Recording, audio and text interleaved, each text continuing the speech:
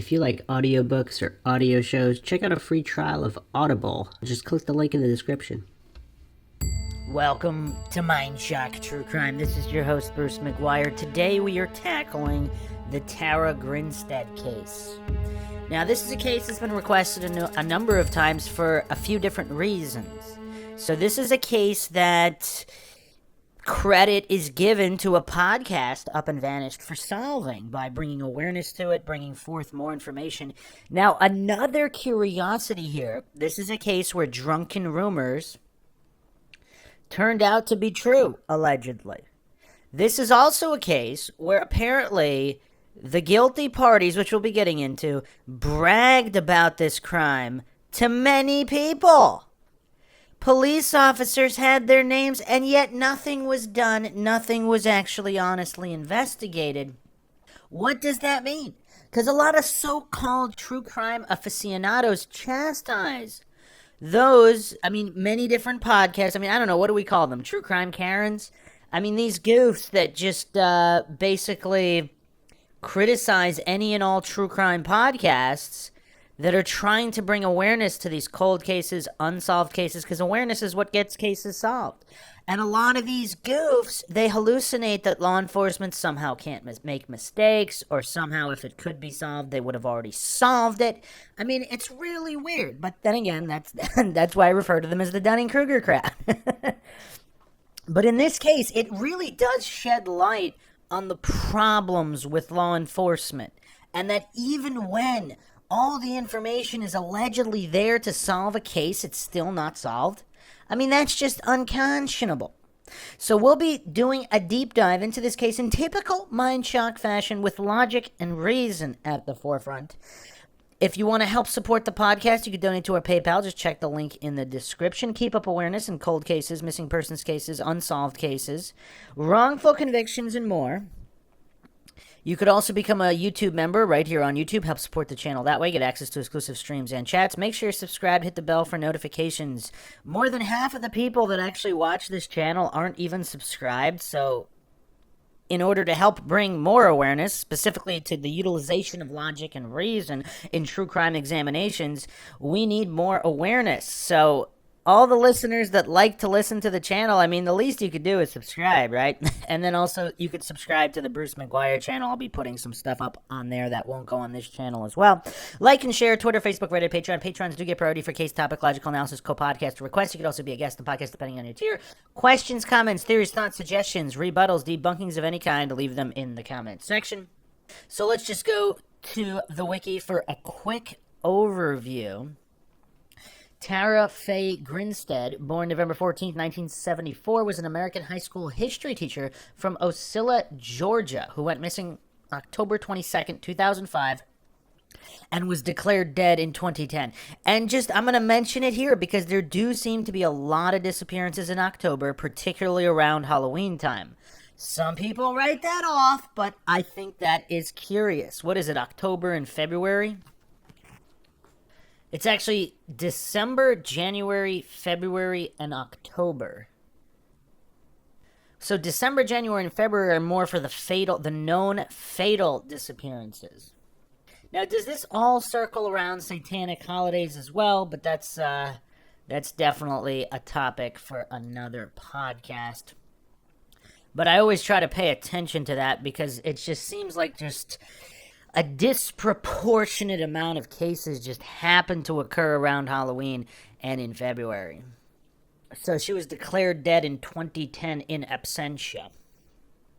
February 23rd, 2017, a press conference was held by the Georgia Bureau of Investigation, formally announcing that a tip had been received that led to the arrest of Ryan Alexander Duke for Grinstead's murder and concealment.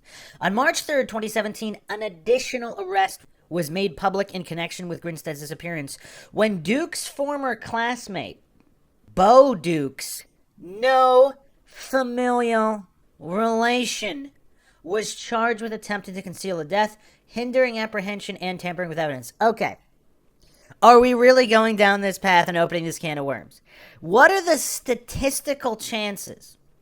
So we have Ryan Duke and Bo Dukes with an S, no familial relation.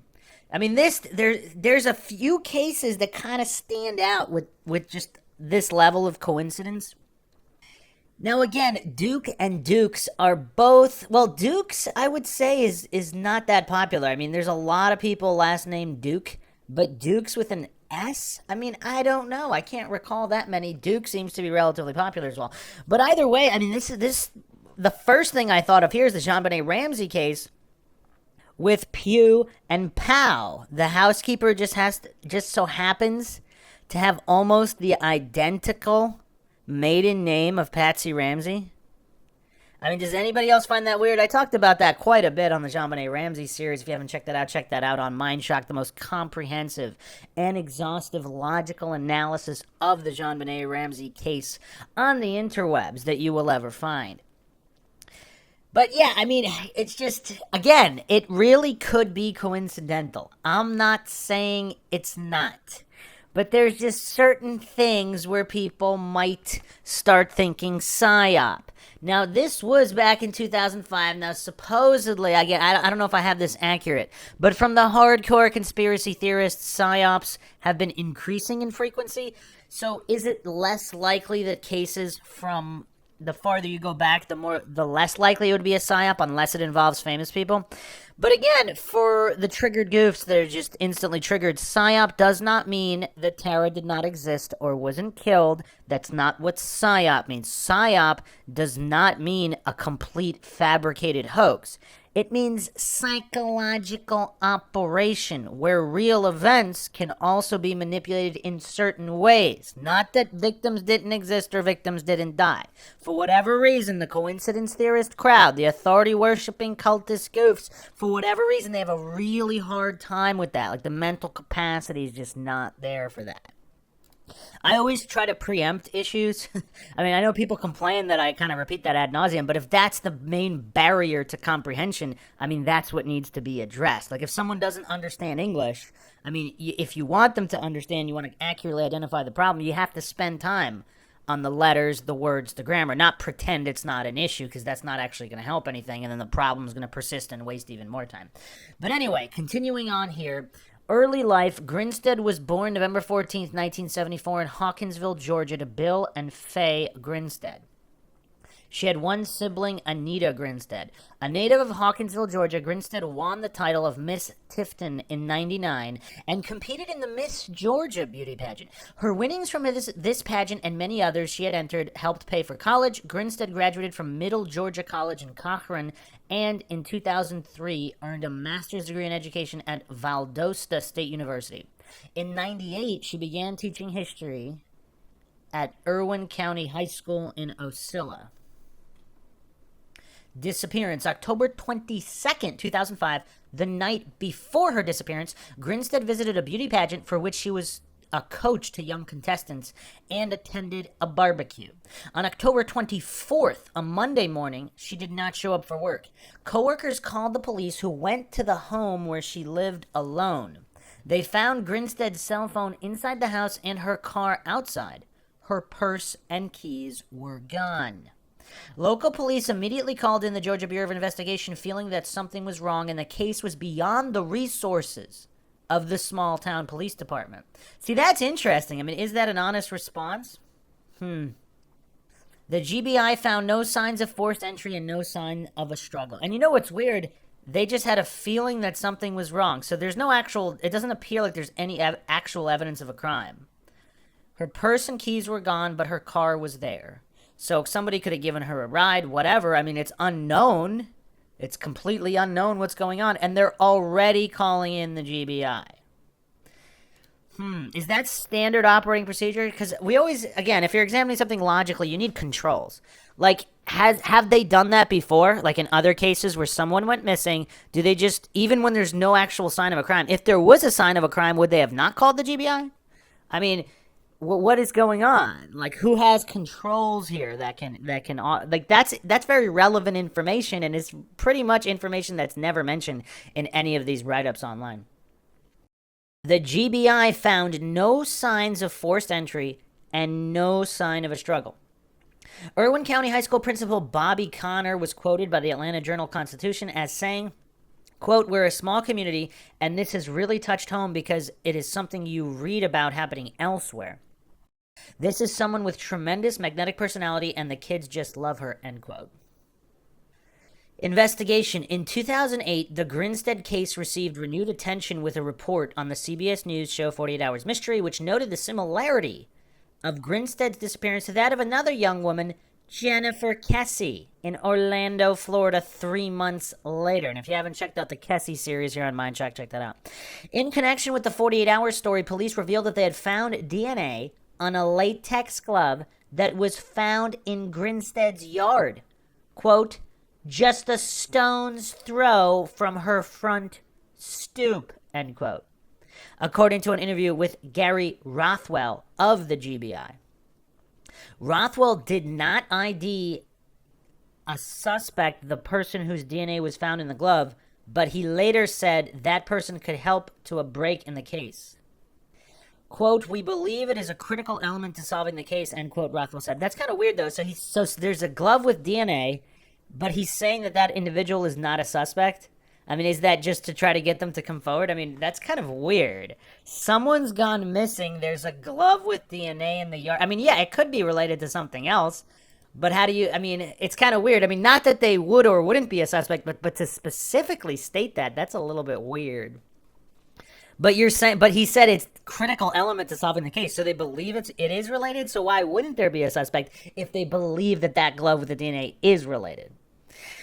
Rothwell said the DNA has been analyzed and agents know it's a man's DNA, but they haven't identified the man. Over the course of the investigation, he said agents have compared the DNA to dozens of men who knew Grinstead or who were associated with her. Quote, none of them matched, Rothwell said. The DNA has also been entered into Georgia and national databases, but still no matches, end quote. In February 2009, videos surfaced on the internet featuring a self-proclaimed serial killer. Dubbing himself the Catch Me Killer, the man in the videos detailed what he claimed to be his 16 victims, and one of these women was determined by authorities to be Grinstead. Although the man's face and voice were digitally obscured, police eventually determined the video's creator to be 27-year-old Andrew Haley. A police investigation revealed the videos to be part of a bizarre, elaborate hoax, and Haley was ultimately eliminated as a substantial lead in Grinstead's disappearance. Here's an article from the Atlanta Journal-Constitution on the Catch Me Killer by Bill Rankin, March 22nd, 2011. Catch Me Killer says he's guilty of hoax, not a crime. Convicted man argues state's false statement law is unconstitutional. His face digitally obscured and his voice altered to a guttural grumble. The Catch Me Killer claimed he killed 16 people. On YouTube videos, he promised to leave clues in an interactive game and told viewers if they followed along, they would eventually learn his identity. Don't try to chase me, he said. Don't try to catch me. Shortly after his first clue made it clear he was referring to a former South Georgia beauty queen who had been missing since 2005, authorities got involved. It turned out to be a hoax, but that did not stop a Hall County jury from convicting Andrew Scott Haley of Gainesville last May of making false statements and tampering with evidence. On Monday, Haley's lawyer asked the Georgia Supreme Court to overturn her client's conviction because he told GBI agents the truth when they confronted him about his postings. She asked the court to declare the state's false statement law unconstitutional on First Amendment grounds because it allows somebody to be punished for false speech. The false statement law is an effective law enforcement tool in that it often prods witnesses to give true info. Giving false statements to a law enforcement officer is a felony and can bring a punishment of up to 5 years in prison. Hall County DA Lee Darrow conceded that Haley never lied to agents and acknowledged the case is highly unusual. But the law does not require the false statements to be made to a government agent, he said. Wow, that's insane. So you could just tell a buddy, like you could be drunk in a bar and just say, "Oh yeah, I'm the Zodiac or whatever," and then you'd be convicted here. This is insane. And even if you upload it to YouTube, wouldn't this be protected as performance art or whatever? Because he has an interactive game, et cetera, et cetera. I mean, is he claiming that it is real, or is he just putting on a performance here? But even if he's claiming it's real, I mean, how's that different than any of the countless videos where people do this or pretend to be serial killers, like known serial killers or time traveling serial killers. I mean, that's a false statement. Or, alien serial killers. Like, what is going on here? This is really weird. This prompted Justice David Nachmias to pose a number of hypothetical examples. What about internet videos that accuse the Israelis of really being behind the September 11th terror attacks, he asked. Could the FBI be brought in to investigate whoever posted such a thing? Probably not, Dara said, because that was only someone's opinion. Well, what? Namias, a former U.S. attorney, noted that law enforcement often has to run down false leads. What about someone who falsely boasts that he committed an armed robbery? Namias wondered. If his friend told police about it and they investigated and found out it wasn't true, could they bring charges? Possibly, Darrow said. I mean, this is insane. Like, this is just absolutely insane. I mean, even in, like, third world countries, they don't waste time and resources like this. At trial, Hall prosecutors acknowledged Haley was playing a game to fool people on the internet, but they also said he was causing real pain to the families who did not know whether their missing loved ones were dead or alive. You know what's crazy, though? Because if he actually didn't even name anybody, I mean, that's really crazy. Because if he's just making up stuff with no names, I mean, this is really weird. Haley, a 26-year-old roofer at the time, got himself into trouble in February 2009 when he posted the Catch Me Killer videos on YouTube. At the end of one video, he posted, "Who is she? What does she do? You answer me this, and I will give you her body." She was still wearing her favorite pair of jeans, but not her beauty queen silk. Although he did not mention her by name, I mean, that really could be anybody. Investigators knew Haley was referring to 30-year-old Tara Grinstead, a former beauty queen who was a schoolteacher when she disappeared from her Ocilla home in 2005. Someone wearing jeans and not beauty queen silk. That's not specific at all. That's weird. Haley also claimed to have information about an Orlando woman, Jennifer Kessie, who disappeared in 2006. Her father found out about it and contacted law enforcement. After issuing subpoenas to YouTube, agents found Haley through his internet protocol address. After his conviction, Haley was sentenced to 3 years in prison for each of the offenses, making false statements and evidence tampering. He is allowed to complete that sentence once he finishes 2 years in work release program. GBI spokesman John Bankhead said Monday that his agency had devoted a lot of time and effort on the Catch Me Killer's claims. "You make these kinds of statements and we can't ignore them," he said. "We spent a lot of agent hours tracking all this down. It distracted agents from following substantial leads." And you know what else is kind of weird? The attitude in today versus back then. Like, there's so many people making false claims about everything, crazy people, whatever. Like, they're really going to track them all down and put all the in prison? I mean, just the resources. I mean, this is just insanity. Like, even if there wasn't a First Amendment, I mean, just this is first-rate goofery here. I mean, this is just insane goofery. Not that they shouldn't have investigated, but if he openly admitted that it was all just, whatever, performance art, whatever you want to call it, I mean, that's just weird.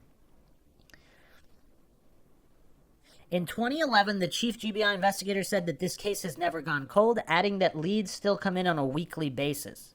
Running from 2016 to 2017, the Up and Vanished podcast was credited by officials and media for helping shed new light on evidence and reigniting public interest in the case. On February 23, 2017, the GBI announced that they received a tip that led to the arrest of Ryan Alexander Duke for Grinstead's murder. About 3 years before Grinstead's disappearance, Duke had attended Irwin County High School, where Grinstead was employed as a teacher. According to warrants read in court, Duke burglarized Grinstead's home, and when she caught him in the act, he strangled her and removed her body from the house. Another arrest on March 3rd, 2017, was made public in connection with Grinstead's disappearance. Bo Dukes, a former classmate of Duke with no familial relation, was charged with attempting to conceal a death, hindering apprehension, and tampering with evidence. Grinstead's sister, Anita Gattis, said that she had known Bo Dukes' family for years, but never connected him with any part of her sister's disappearance. Which is a little weird because supposedly these guys bragged about it extensively throughout town and told a lot of people. Legal proceedings, August 2017, a grand jury filed 4 new charges against Dukes, 2 counts of making false statements, 1 count of hindering apprehension of a criminal, and 1 count of concealing the death of another. These additional charges are based on a Wilcox County indictment stating that Dukes had lied to a GBI official who had questioned him in 2016 concerning the disappearance of Grinstead. After Ryan Duke and Bo Dukes were arrested, Irwin County Judge Melanie Cross issued a gag order prohibiting anyone involved with the case from talking about it in order to protect Duke's right to a fair trial. Georgia television states WMAZ and WXIA challenged the order in court, and Judge Cross relaxed the order but still restricted public comment by anyone working with the prosecution or defense, court staff, and current and former police officers on the case. WMAZ and WXIA again took this order to court, and the case went to the Supreme Court of Georgia in October 2017. In March 2018, the gag order was tossed out in a unanimous opinion. The trial of Bo Dukes began March 19, 2019. He was found guilty for his role in helping cover up the murder and was sentenced to 25 years in prison on March 22, 2019. Ryan Duke's murder trial was set for April 1st, 2019. That's an interesting date. But the Georgia Supreme Court delayed the trial on March 28th, 2019, after Duke's lawyers contended that they were unconstitutionally denied funds for experts to testify on Duke's behalf. The trial began May 9th, 2022. At the trial, Duke pled not guilty to murder and blamed Dukes for the killing. On May 20th, 2022, Duke was found not guilty of murder, aggravated assault, and burglary, but guilty of concealing a death. 3 days later, Duke was given the maximum sentence of 10 years in prison. So the main point here is a lot of people think that they switched roles. And they basically just pinned it on each other. So were they both guilty to some extent? Possibly. But was the true perpetrator the one serving 25 years? So he was found guilty of helping cover up the murder. Bo Dukes. Ryan Duke was found not guilty of murder. So who's guilty of murder? I mean, this is a problematic case for a few different reasons. Some also believe that there's some kind of law enforcement cover-up for a few different reasons, which we'll get into. So apparently, Ryan had a tendency to black out, and some believe that Bo basically convinced Ryan that he was the one that killed Tara when it was Bo that actually did it. I mean, there's a lot of problems with that as well. On the Up and Vanished Reddit, there are users here. Kalo Ren posted this. It's still so crazy to me that they didn't consider Bo a possible suspect. He literally was running his mouth online in threads when Up and Vanished podcast about this case was out to a complete stranger. He's so strange to me. He definitely was involved in a murder, and it's just weird that they didn't even consider him. They really dropped the ball on this one. Tart Simpson posted, do you remember the last episode of the podcast where a guy who Ryan hitched a ride off of on one of his many blackout nights made a comment where Ryan said something to the effect of, yeah, someone once told me I killed someone. That changed my entire perspective on Ryan. Am I the only one who remembers this? Bo made sure to remind Ryan every single day that he killed Tara. He planted that seed in Ryan just in case Ryan thought about coming forward at any point. He had Ryan convinced, I'm sure. This led to Ryan's confession under morphine. He was using drugs heavily to take the pain off of him. Bo is the mastermind manipulation expert in all of this. Would love to see him get convicted on this. Ms. Anthropist responded, the way I see it, Bo has never been the kind of guy who would stick his neck out for someone. If Bo thought Ryan took his truck to go kill someone, and if Bo wasn't present and didn't know that he wasn't seen, he'd have gone directly to the cops to save himself. He would not have doubled down by taking the body to burn in his family's pecan orchard. That info about how pecan is the second hottest burning wood clinched it for me. Who else, aside from somebody whose family makes a living from pecans, would know that it would burn hot enough to fully destroy the body? That's not dumb luck.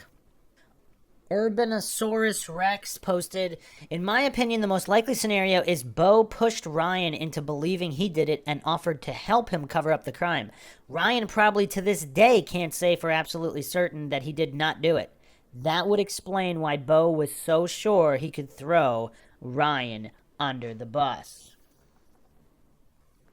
Zealous Ideal 1984 posted, I agree that Bo made him think he did it.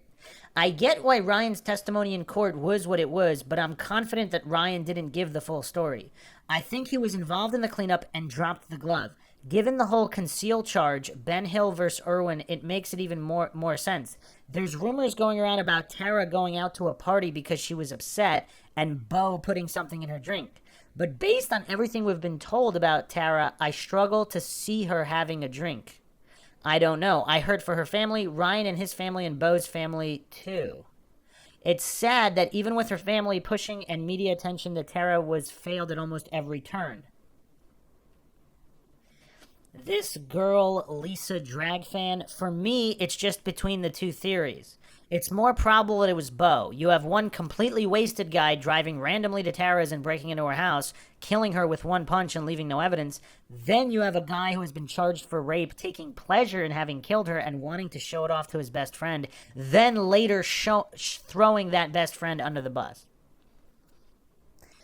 Bug posted, I, for one, feel like Ryan's painted himself in the best light possible on the stand, and a few things like the glove and calling to return Tara's purse just don't add up. Not that I don't think it was Bo, I just think Ryan was way more involved, and I don't buy his uncle's alibi for a second. User since deleted posted this, after Tara's stepmom's statement before sentencing today, I am now even more certain we will never find out the truth from the mouths of those involved. It was clear that Tara's family found no peace at all from learning that Tara is actually gone and never coming back. The only story I think that would have brought peace is if she was found to have been hit by a car or struck by lightning and her body accidentally uncovered. I actually think that's why Ryan or somebody came up with such a benign story about the robbery, to be merciful to the family in its telling. Because I imagine the truth is so heinous, it's unspeakable. You only risk getting caught moving and destroying a body to get rid of evidence. What evidence is transferred from one punch and a closed head injury? I think if the prosecution really wanted to put him away, they would have brought in a neurosurgeon and or an ER doc to tell they had a subarachnoid hemorrhage from a closed head injury, would kill a person and possibly left little to no blood at the scene. I think this case could still be cold if the UAV podcast had not covered it. But as we say in healthcare, no good deed goes unpunished. I think the intention of Payne and the majority of listeners was to find out what happened in an effort to bring those responsible to justice. Of course, a podcast is called entertainment. What is it supposed to be called when the investigation was undertaken by well-meaning amateurs? It can't be called a legal investigation. That was up to law enforcement, who bungled it. And it would be arrogant to call it a documentary. What the hell else is it supposed to be called? The pros didn't do such a great job moving the investigation forward. So if the pros didn't do the job, who is left? All the podcast did was put pressure on the justice system to do something about these glaring loose ends and unanswered questions. And I can't shake the feeling that Ryan's charges were written in such a way to generate enough reasonable doubt to get him off from the get-go. I think Ryan and Bo are the key to finding out what really happened that night. I believe Bo is enough of a sociopath that he will never tell the truth. Who knows, maybe it was someone more powerful and Bo is under threat too. I thought Ryan might talk, but after the victim impact statement, if I were him, I don't think I'd share one more iota of info, especially since it does not bring the family any peace. Alright, let's look at some more interesting information here. So supposedly, from the Tara Grinstead Reddit timeline right up here, at some point in 2000 or 2001, an unnamed juvenile who had once been in Grinstead's homeroom at Irwin County High made a series of threatening phone calls to Connie and Billy's home. The calls were intended for Tara. A trace on her phone determined he was the source. He was moved from her class. And it is thought proven that he had nothing to do with her disappearance. However, when Tara was followed later this year, 2000 to 2001, she may have overreacted because of the phone calls. That June, Bo Duke's Ryan Duke finished sophomore year. November 14th was Tara's 26th birthday that year. November 30th was Ryan's 17th birthday.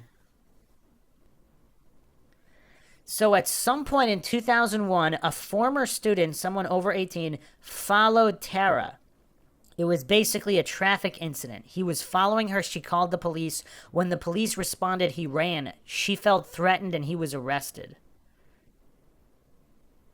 So this individual was over 18 with the initials CM. Was believed to be an isolated incident. It was basically a traffic incident. A statement according to Bo. I was probably the most popular person in my class. I was elected class president. I threw great parties and pushed the envelope every weekend. Ryan was my friend, my best friend. His family was broken. I didn't care. He was my friend. My senior year was an election year for my grandfather. There was a flag issue here that is really complicated, but it was the death of the Democratic Party in Georgia.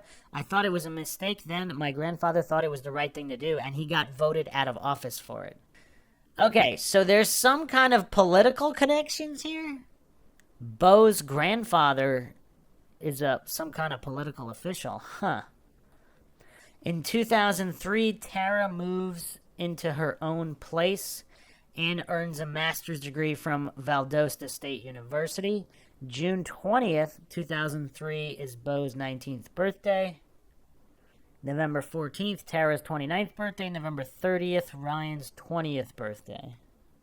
At some point in 2004, Ryan Duke enlists in the Army but goes AWOL during basic training at Fort Benning, Georgia. Sunday, May 2nd, 2004, there's a big fight. 10 to 15 men from Ocilla and Fitzgerald traveled to Mystic, Georgia to fight. Rumors are up to 40 men were involved, including Bo and Ryan. 2 men were nearly beaten to death and subsequently hospitalized. So this is kind of curious. So supposedly the DA for Tifton Judicial Circuit only charged Fitzgerald residents. Bo and Ryan and anyone from Irwin County were protected. Huh. That's kind of interesting.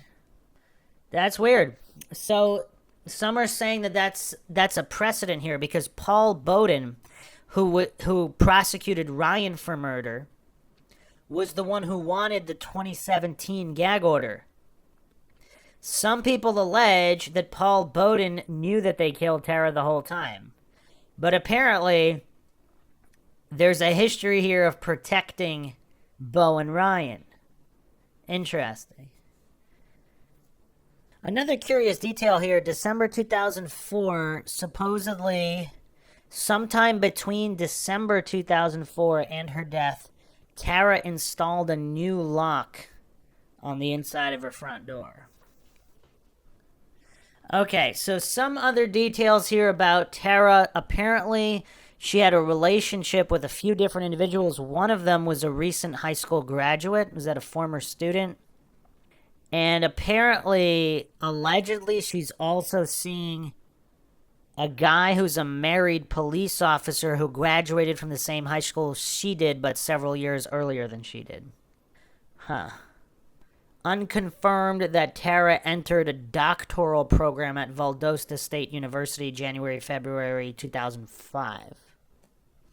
Okay, March 30th, 2005, this former student, Anthony, that she had been seeing, he's arrested in front of Tara's house March 30th, 2005, for causing a disturbance. The married police officer is inside the house. Reports are that Tara did not call the police. Tara's neighbors called it, not Tara. According to Anthony, she wouldn't answer her phone, and I went over there and knocked on the door, and we were still kind of on the low. She didn't want a bunch of folks knowing that I was over there. And we got into a little argument there, and I went to leave, and the police station's only a block away.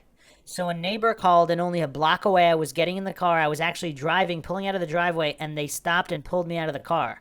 I was trying to leave and trying to do right. I said what I needed to say and I was leaving and then I couldn't leave. Well, I only lived like 2 blocks down the road, so it wasn't like I made a 30-mile trip or nothing.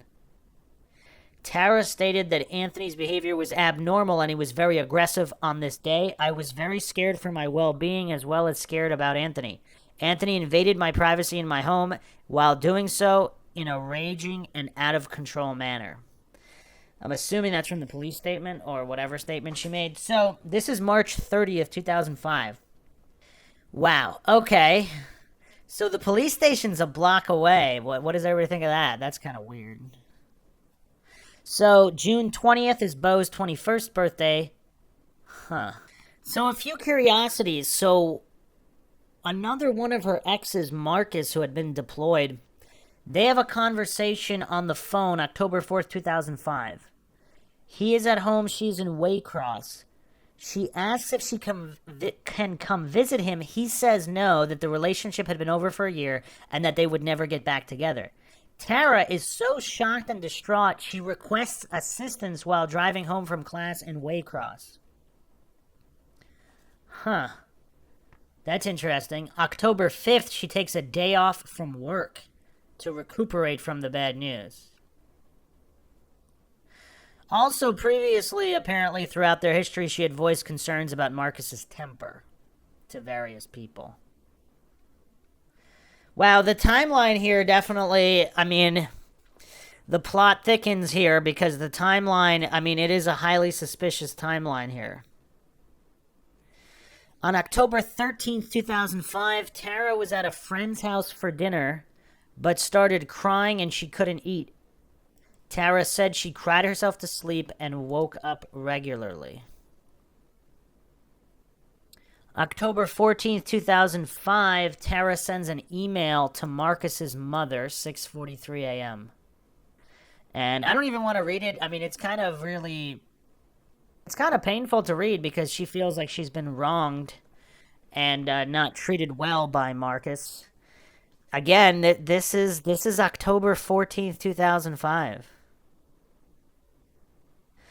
9 a.m. According to Marcus, Tara knocked on his windows at 9 a.m. She was crying and said that if she found out he was dating anyone, she would kill herself. Other reports have Tara stopping by school at 9 a.m., then spending the rest of the day with her mother.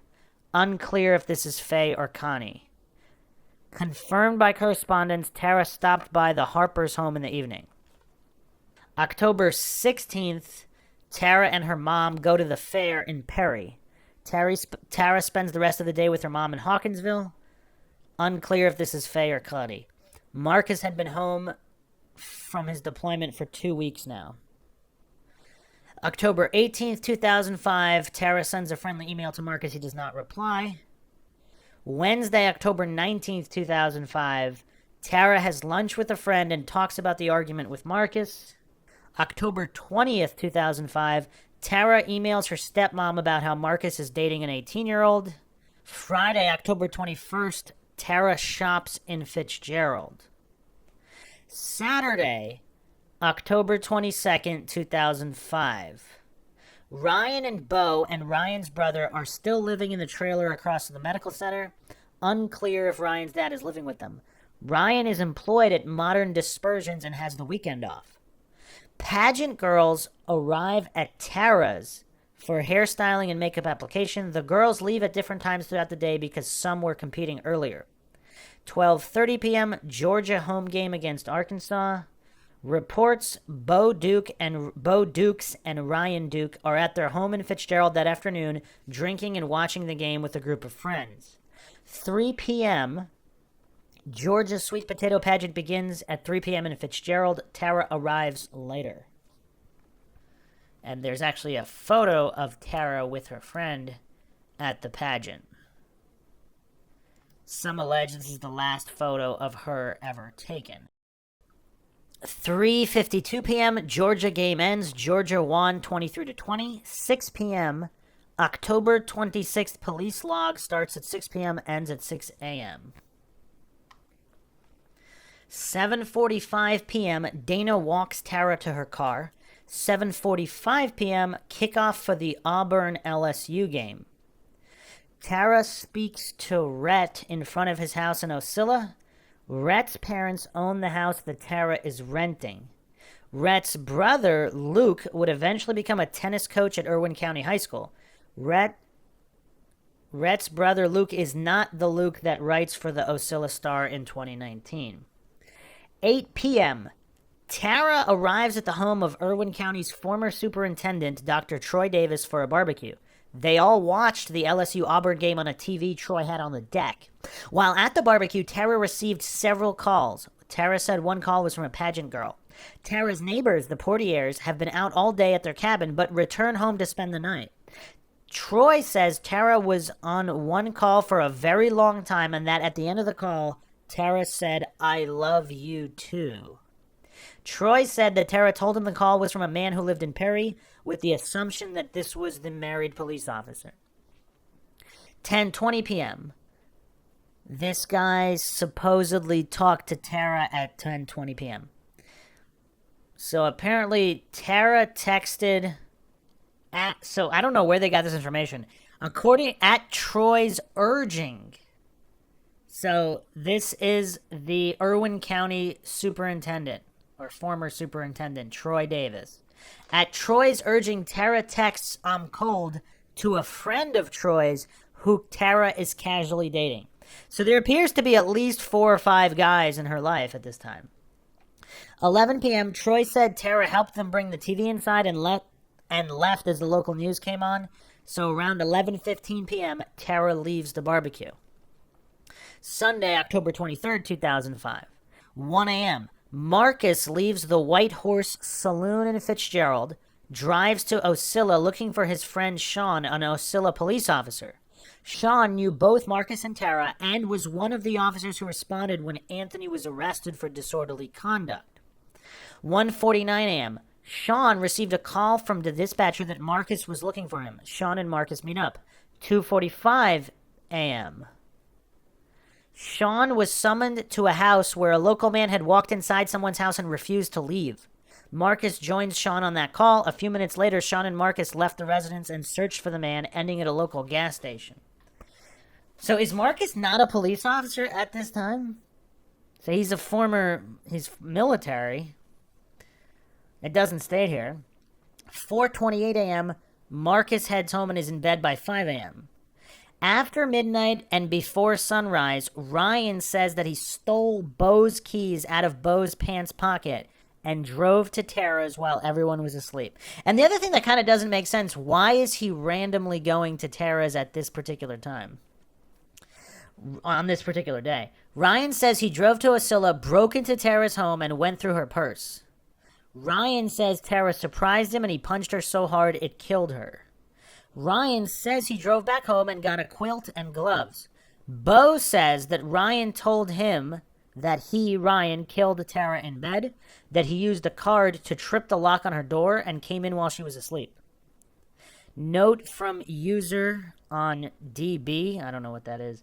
Tara had a regular doorknob with a turn lock that locked from the inside. When she was not home, that was the only lock on her door. On the inside, she hung Christmas bells on the doorknob. If someone tried to enter, the bells would jingle when the doorknob was turned.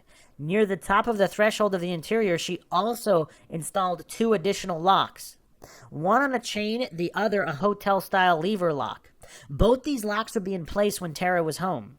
When Tara was not at home, the only thing securing the door was a doorknob, which could be opened by popping or picking the lock. Some people think that whoever killed her was already in her house when she arrived, and that explains why Dolly was still outside.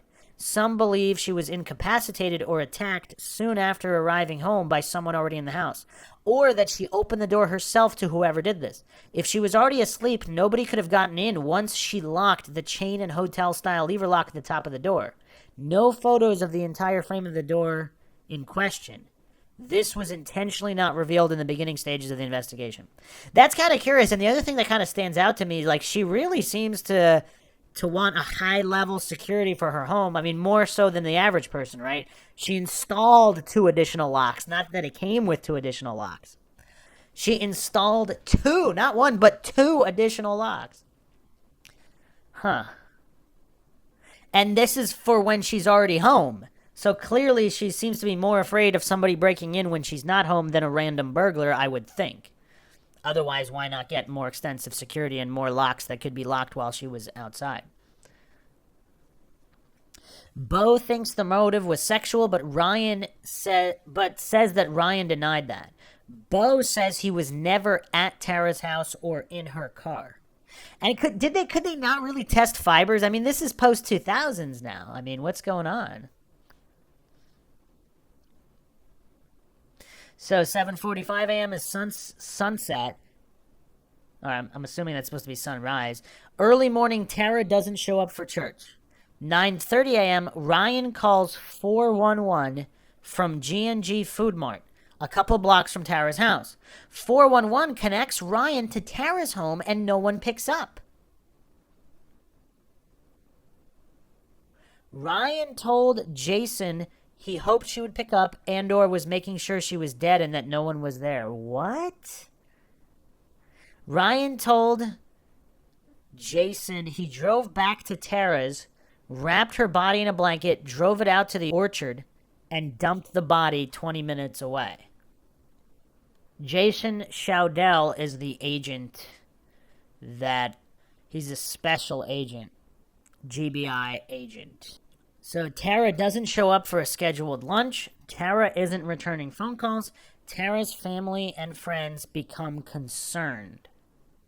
Afternoon, according to Bo, Ryan returned home in the afternoon and told Bo that he killed Tara. According to Bo, at some point, Ryan threw Tara's keys and purse in a dumpster in Fitzgerald.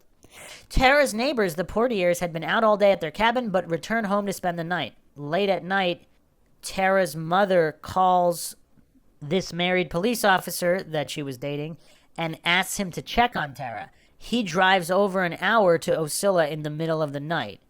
12:30 a.m., October 24, 2005, he knocks on Tara's door. He leaves his business card in the front door jamb and calls Tara's mother. He left Tara about 24 messages on her home answering machine over this weekend. Let me go to the National Enquirer just to round out these theories. Not that they're true in any way. Of course, this is MINDSHOCK. I am not claiming anything is true or untrue. The motto here, of course, is that the only thing we know for sure is that we don't know anything for sure. So, National Enquirer, cop is quizzed over missing beauty queen. Was Tara having an affair with married officer? This was posted November 14th, 2005 by Don Gentile. A married policeman bombarded missing beauty queen Tara Grinstead with more than 20 frantic phone calls on the day of her disappearance. The National Enquirer can reveal. In a stunning development, a source revealed that the officer repeatedly phoned Tara in the hours before she vanished from her Georgia home at 11 p.m. on October 22nd. He called her more than 20 times, the source said. That's how authorities found out about him. They traced him through the calls. The cop is married. Authorities have already spoken to him and his wife. He may have been having a relationship with Tara. Investigators believe he told Tara he was going to leave his wife but backed out on the promise. One theory is Tara got angry and threatened to tell his wife about their affair, so she had to be silenced. A lawyer who has spoken to investigating officers said that they had told him numerous messages were left on Tara's answering machine in the hours before her disappearance. The calls are from a married man and he's a cop. Thomas Pujadas told the National Enquirer, "I am told police are investigating him." On the last day she was seen, Tara, 30, a well-loved history teacher in the tiny town of Ocilla, Georgia, was busy helping others as usual. Girls appearing that afternoon in the Miss Sweet Potato pageant in nearby Fitzgerald came to her home, where she combed and fixed up their hair. Tara was in the pageant in '98 and won the title of Miss Charisma. The girls were so grateful, Tara's good friend Susan Oakley told the National Enquirer, when Tara went to the event in the afternoon. In the early evening, Tara drove to a barbecue at the home of high school principal Troy Davis, 8 blocks from her house. Guests noticed that Tara's cell phone kept ringing during the evening. She got a bunch of calls, said Susan. Tara told the guests the calls were from the pageant girls thanking her for doing their hair. Tara drove home at 11 p.m. Police were called on Monday, October 24th, when she didn't show up for classes. Tara had vanished, and investigators found little to go on when they searched Tara's home. So, yeah, that's curious, although it seems here, in this article, obviously from 2005, it seems here that Tara's mother actually called him and asked him to check on Tara.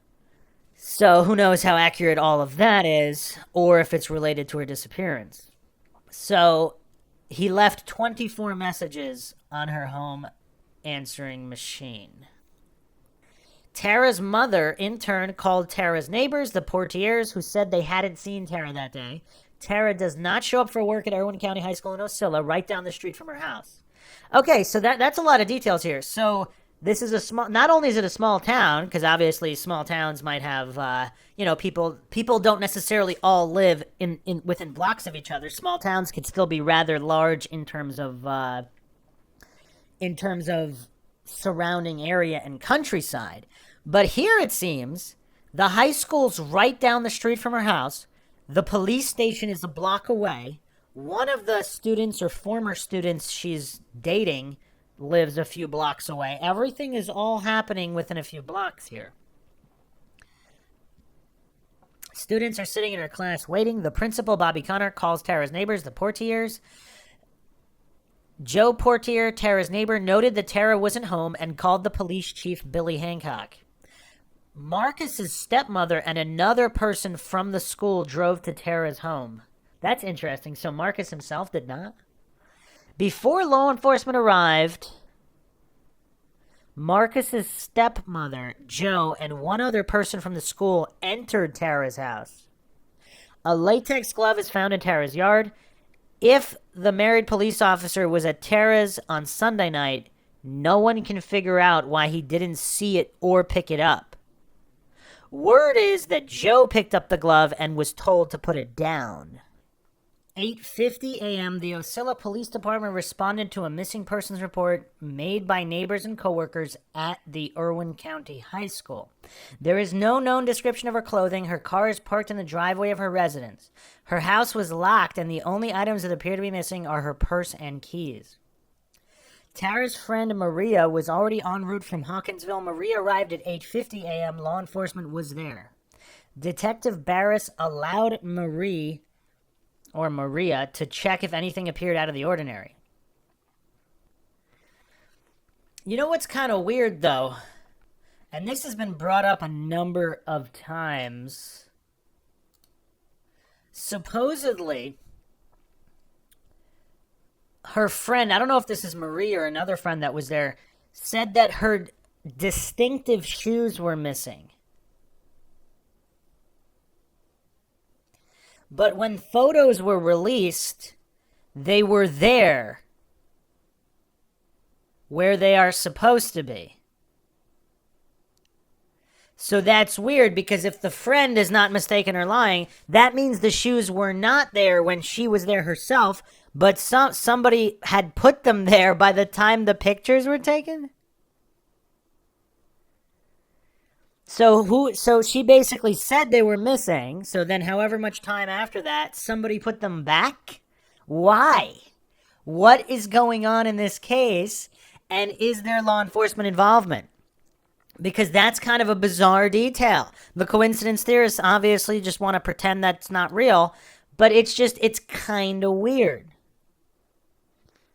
So here's speculation from users on Reddit here. Between 8:50 a.m. and 11 a.m., Anita strips Tara's bed of its sheets and may have made the bed. This was to hide any potential evidence of an affair.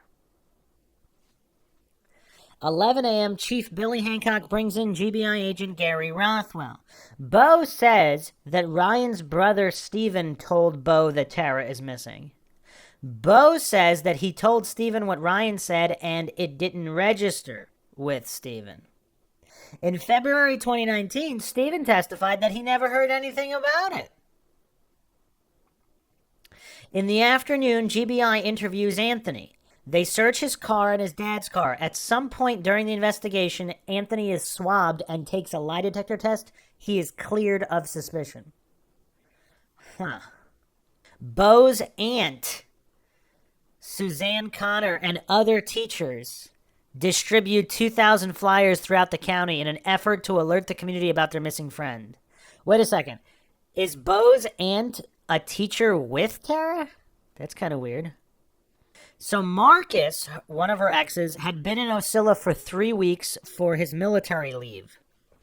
I don't believe it's known when he returned. So he also just, another coincidence, he just so happens to be on leave during this time and assisting another police officer and connected with another police officer. That's kind of weird. Anybody else find that kind of weird?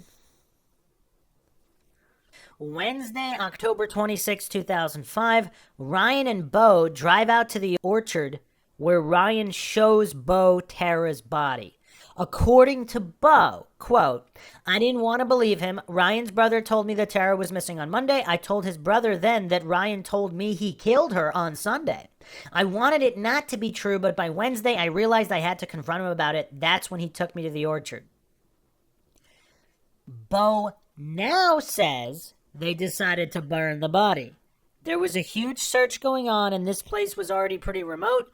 There also just so happened to be a huge stack of firewood right there. There was a huge stack of seasoned spitwood there and fat lighter. I thought completely getting rid of the body was the best option after I stopped freaking out. Also, I realized I could be easily implicated then. He used my truck and put her in my family's orchard. And supposedly, just a side note here, other people close to Bo have stated that people did routinely take Bo's truck. Now, who knows whether that was with or without his knowledge, but apparently there was some kind of habit of people taking Bo's truck. So, I don't know. That's a little weird as well. This was a lot of wood and what is called fat lighter. It's old pines that have the tar still in the wood, and it is incredibly flammable. Bo said the Lord's Prayer, then started the fire. Bo's family's company owned 2,000 acres in 2005, and he and Ryan were just lucky that no one came around. Bo was very angry. Later that day, he cried. That day, a $10,000 reward is for Tara's safe return is posted. Tara's friend Mandy said that 3 days after Tara went missing, the glove was still sitting on a police officer's desk in Ocilla, unsealed. Wow. So can we even trust the results of any of that? Was the glove... Some people still think that the glove might have been from a police officer, but... Thursday, October 25th, 2005, according to Bo, it took 2 days for the body to burn. Apparently, the fire spread after Bo and Ryan left, so then it looked like a wildfire, which is pretty normal. They left the fire burning on Thursday, and it started a small wildfire. When we left, even though the fire was still going, it didn't look like there was anything of Tara's body left. Bo and Ryan were at the orchard for about 12 hours. Bo didn't go back to check after that Thursday. So that Thursday, Janice and Andy Paulk start the Find Tara website. According to Bo's arrest warrant, it looks like there was criminal activity that Friday, October 28th. Varying reports say that the fire to burn Tara may have been ongoing on that Friday, and or there was a party at the orchard. That's kind of weird. Why are there so many varying reports? They can't figure that out? Sunday, October 30th, 2005, approximately by the end of October, Ryan and Bo have moved from the trailer across from the medical center to the house across from the Taylors. In February 2019, Stephen testified that before they moved, Stephen was trying to get Bo to pay rent and to pay his share of expenses. It's unclear Stephen is saying this about the trailer across from the medical center or the house across from the Taylors. So wait a second. Bo's family is rich. He doesn't have to work, but he lives in a trailer. He chooses to live in a trailer or just crash there often. Okay. And not only that, but he doesn't even help pay for anything.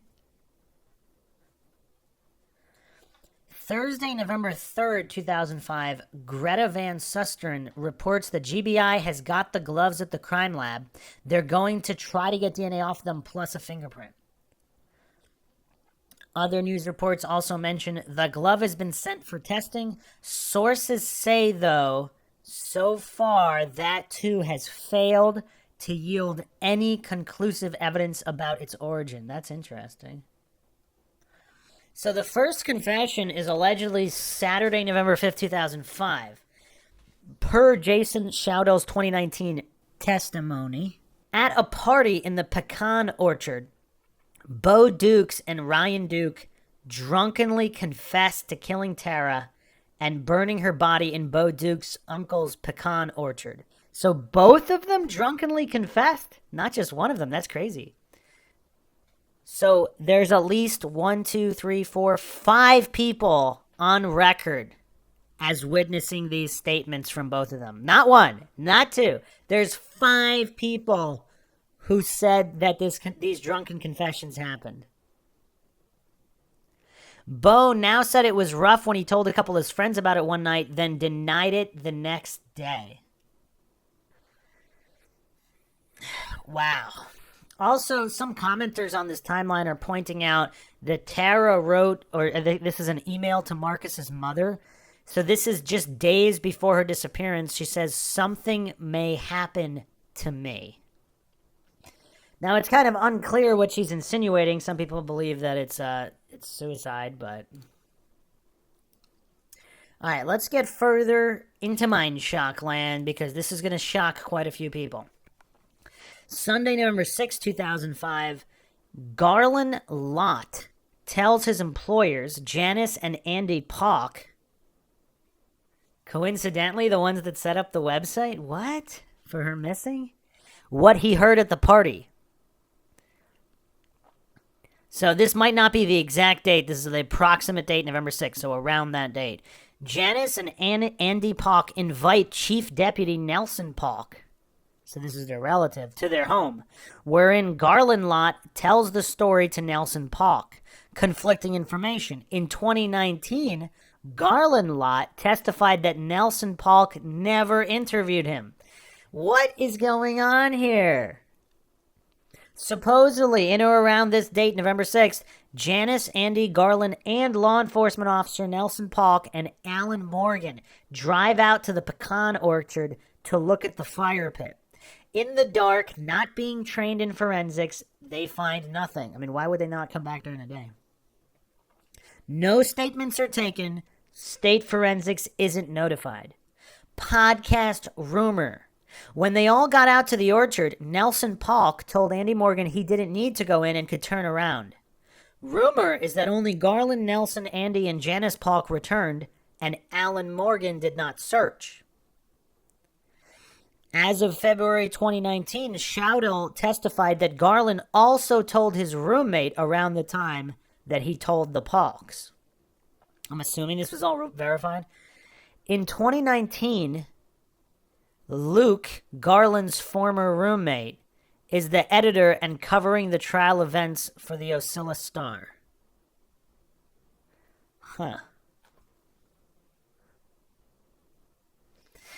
Monday, November 7th, 2005, after midnight, Snapdragon Road fire, supposedly unrelated to the Tara Grinstead case.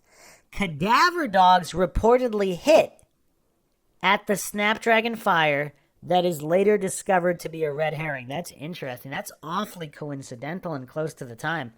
And so there's a hit by cadaver dogs. So is it someone else who died in that fire?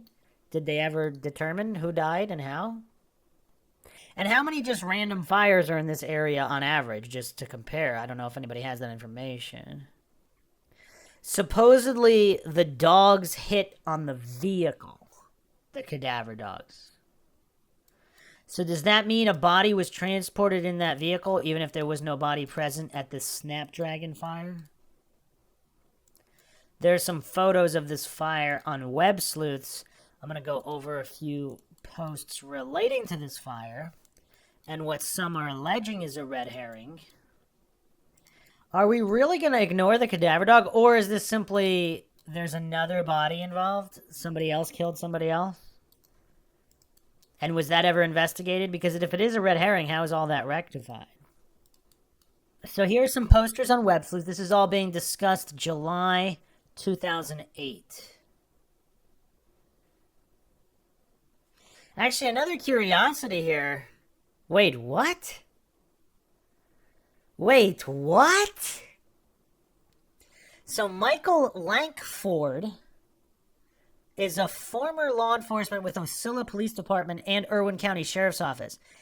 He was watching, in quotation, this house that mysteriously burned down along with his vehicle. What? So law enforcement or former law enforcement, what do you mean watching the fire? Why was he watching that particular house? So is it alleged that it's his own car that burned here? I'm not understanding what is alleged. I don't know if anybody's verified all of this. Brown-eyed girl posted, I have always held a great belief that the car that caught fire is the one that transported Tara's body. Keep in mind, these are posts from 2008. I have always thought that the house is where Tara was kept until the perps could relocate her to a final resting spot. The lack of buzzard activity in the local area proves to me that she was not placed out in the elements right after her demise. I have always wondered, I know it's gross to think about, if they didn't dismember her body in order to dispose of her more easily. Cornered person posted this. There were cadaver dogs hitting on the roped off area. Just hard to comprehend that these dogs first on the scene and then other dog teams later all hit on the property. So it seems like there's multiple dogs, not just multiple dogs, but multiple teams of different dogs that all hit. So they're hitting on the vehicle and the property. Cornered person also posted, from what I was told, I don't know, is this person connected to the investigation? They hit on the back window area of the vehicle. No official GBI confirmation on that, though.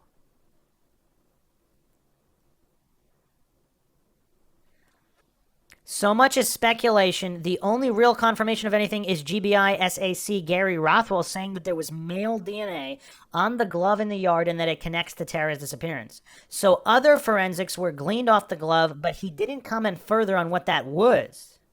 Just that it connects to Tara's disappearance. So that eliminates a plant, as something on the glove indicated that Tara had come in contact with. Not necessarily, though. Frank's here posted February 6, 2010 in the same thread, ongoing for years. I also feel that that house had a hidden fact to this case, and the dogs did find a scent of something. I think Tara was put there until things smoothed over, so the perp was moving around town, maybe even helping with looking for her as a fake helper. If he did not have a criminal past or nothing, where they took DNA before, etc., you know what I mean, he could help even if he did give DNA, so that's why nothing was found on him or her. This is one reason I am not sure if that fire was started by the perp. I have thought about it. I wonder if Tara was tied up, got loose, but was too hurt to walk. She started a fire to use as a signal. Then the perp came back, found her, and they fought, and she tried to get away. That's when she met her last hour. If no gas was found or anything that could be used as a fire ignition starter, that's why I wonder about who started that fire or how it was started. And remember, Tara, I believe, was alive when she left. She must have gotten into a vehicle because her scent tracks were lost at the driveway. Anyway, my gut feeling is the house burnt had a ghostly story to tell. I also feel HD was set up. It's a gut feeling. I think Rothwell is straight on. Also, more than one perp was involved in this case. And we're about to get into some even more mind-shocking theories here. Posted, could Tara not have been at this house previously on her own will? Maybe as a rendezvous spot, and I am pretty sure I read this house was being watched by someone in law enforcement. Maybe Marcus asked him if he and Tara could use the place so that no one would see them a lot. Off and on again, couples sneak around, which may be why they would go here instead of her place. I just think when you start throwing out all these people could be involved, eventually someone is going to speak up at a bar while drunk. Wow, the irony of that. This was posted in February 2010. Not much confidence here either in any dog hitting on anything after a total fire destruction. That's asking a lot. Just out of curiosity, does anyone know if Tara had a crawl space in her home? I'm the kind of person that sometimes I think the best hiding spot is right in plain sight, and I know or have read that people say her house was not searched very well. Just a thought. That is a good thought. Bree posted July 13th, 2010. It is my understanding that the fire at Snapdragon was determined not to be related to Tara's case. And determined by whom and why? Was it the watchers watching themselves? Because if there is law enforcement involvement, and we're gonna get into some really, really mind-shocking territory in a moment after I get through this fire, and if there's a connection to Marcus and other law enforcement. There was a vehicle that was burned in the fire as well, the caretaker's vehicle. This vehicle was due to be repossessed. The owner was former law enforcement. And how many cases, again, I just want to reiterate, where early rumors turn out to be true? Not only that, but certain events that are deemed to not be related actually are related. I mean, you see this in a lot of true crime cases. And how many cases are sitting unsolved right now because certain things were determined to be red herrings that weren't? And again, that could be intentional by design or just sheer incompetence. Mr. Intrigue posted October 27th, 2016. It's actually kind of interesting reading all of these posts on a single thread throughout the years. The Snapdragon Road fire and house was long suspected to have been connected to the case. Bree stated long ago that it had nothing to do with the case, but now it sounds like there was absolutely evidence found there. If law enforcement originally made the claim that it wasn't related, it was definitely done to throw off the perps, maybe to make them feel like they got away with something. Simply by hearing this, it makes it feel like the GBI and the FBI may know exactly who did this. They just need the last piece of evidence to connect the dots. There must be something to the 12 people that are part of the note. The young man that killed himself may have actually known what happened. I think it is long suspected that they either A, know who it is and are just waiting for the right people to tell on themselves or slip up, or B, they have actually no idea. I am leaning towards A now. The sad thing is, if they were waiting for them to implicate themselves, obviously that is not going to happen. I feel like they should drop some stuff to the public and let the pressure be applied that way. People don't do well with that kind of stress on them in a small town. So this reference to a suicide is from the Up and Vanished podcast, Season 1, Episode 6, where Dr. Maurice Godwin mentions that there's a lead. I'll play the clip here, see what everybody makes of it. For those that don't know, Godwin specializes in investigative psychology, crime scene analysis, missing persons, and geographic profiling of abductors and serial murderers. Straight from campbell.edu, where it mentions that he's an adjunct professor of criminal justice. In this capacity, he has aided local, state, and federal law enforcement agencies and is a frequent commentator for the media in high-profile cases. He started as a beat cop in a small rural town in North Carolina and was the first American to obtain a doctorate in investigative psychology from the University of Liverpool. Okay, so, yeah, he's not some random nobody for people that are alleging that, but let's play the clip here. Well, you see, I've been on this case for almost 11 years. And can you imagine doing a podcast for 11 years? I'd feel terrible.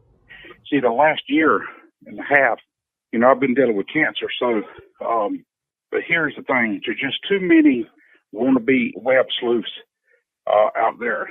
And so here's the thing. What I'm going to do is this. I'm going to work one lead. I've had this lead for a good while, and I'm going to just do it till it just looks like you can't go no further. And then after that, I'm going to just quit the case. For my health reasons, the psychology of everything, unless the killer, the culprit, is someone totally off the radar. I think I've laid enough ground in 10 and a half years of a case to be made about my involvement in moving toward a resolution. I'm going to tell you something now. In 2010, this individual, he drove to Knoxville, Tennessee, and he got into praying position, and he shot himself in the head and killed himself. The question is, what does this have to do with Tara case? He wrote a letter.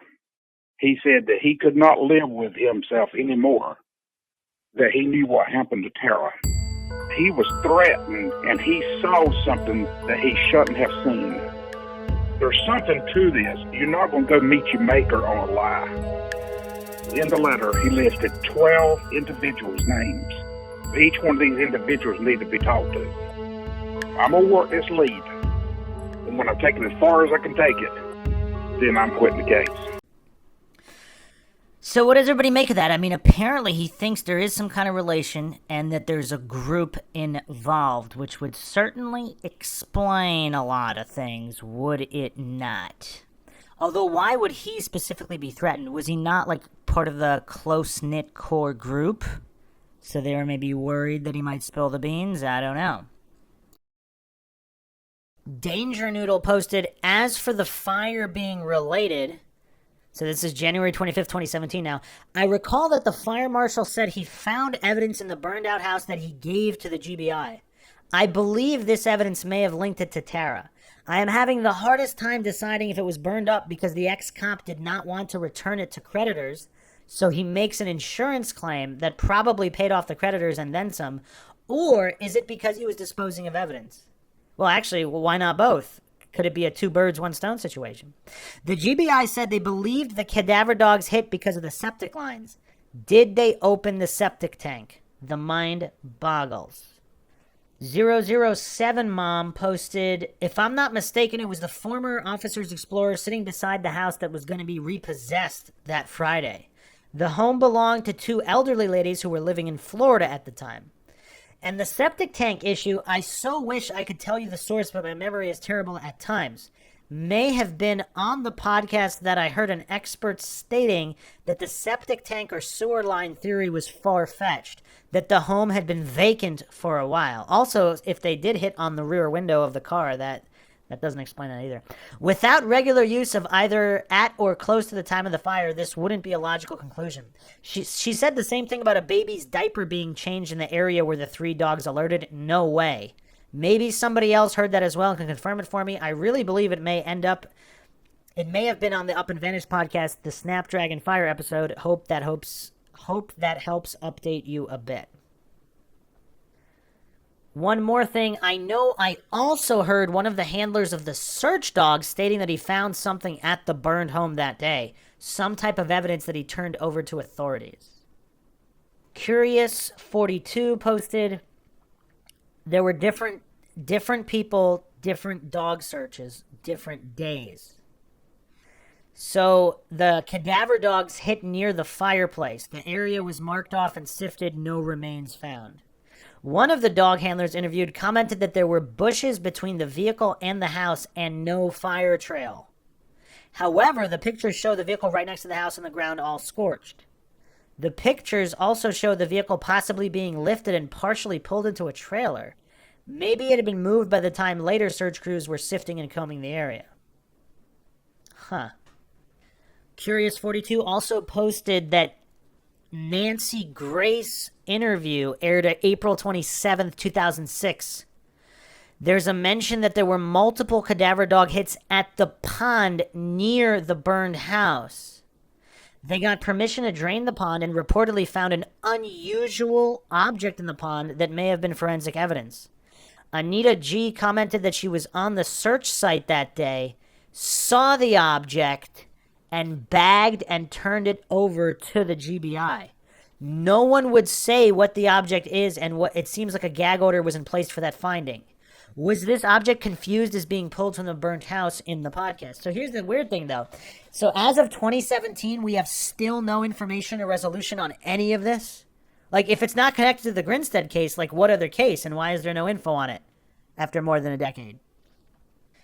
Also, Curious42 made this post. There was a recall in 2005 on a faulty switch in 2000 Ford Explorers. By early 2005, more than 500 Ford vehicle fires had been reported, including incidents where houses that had been occupied burned to the ground in the middle of the night. The possibility Langford's vehicle spontaneously caught on fire and spread to the house should be considered in this case. Wow, that's kind of crazy. You would think that a report would reveal that, right? Like, why is there no information on this? And so was she being held alive at the house and then it all burned down? But then why were no remains found unless they were and it was covered up by law enforcement? So we'll be examining Marcus and his connection to law enforcement in a moment.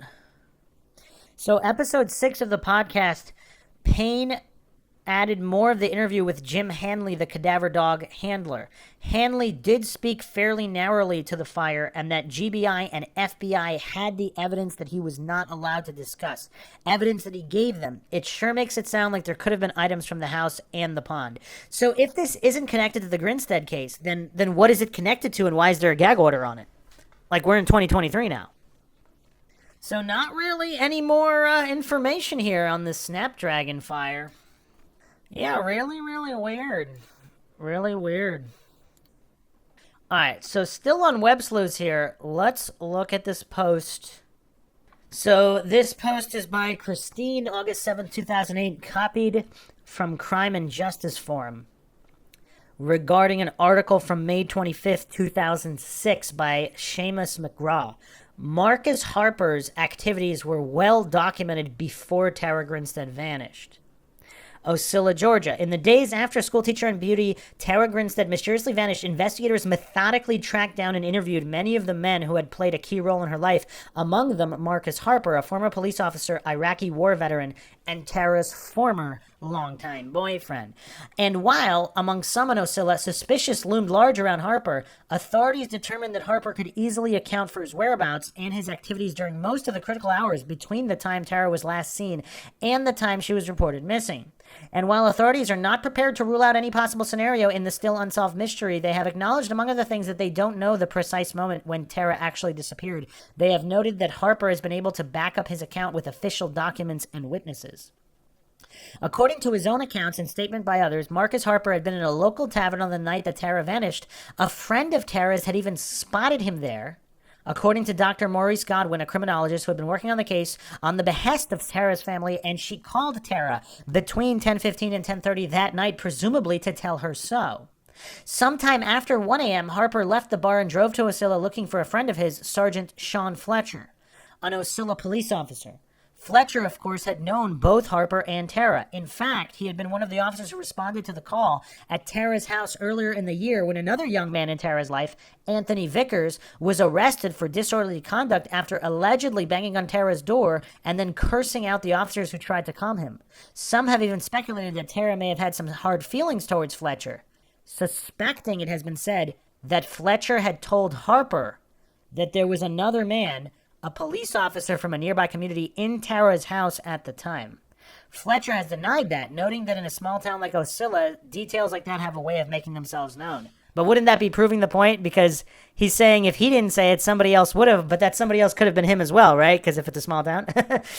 At about 1:49 a.m., Fletcher was checking doors in downtown Ocilla when he received a call from the dispatcher telling him that Harper was looking for him. According to the account Fletcher has given to the authorities, Fletcher contacted Harper. The two joined up and they walked Fletcher's beat together.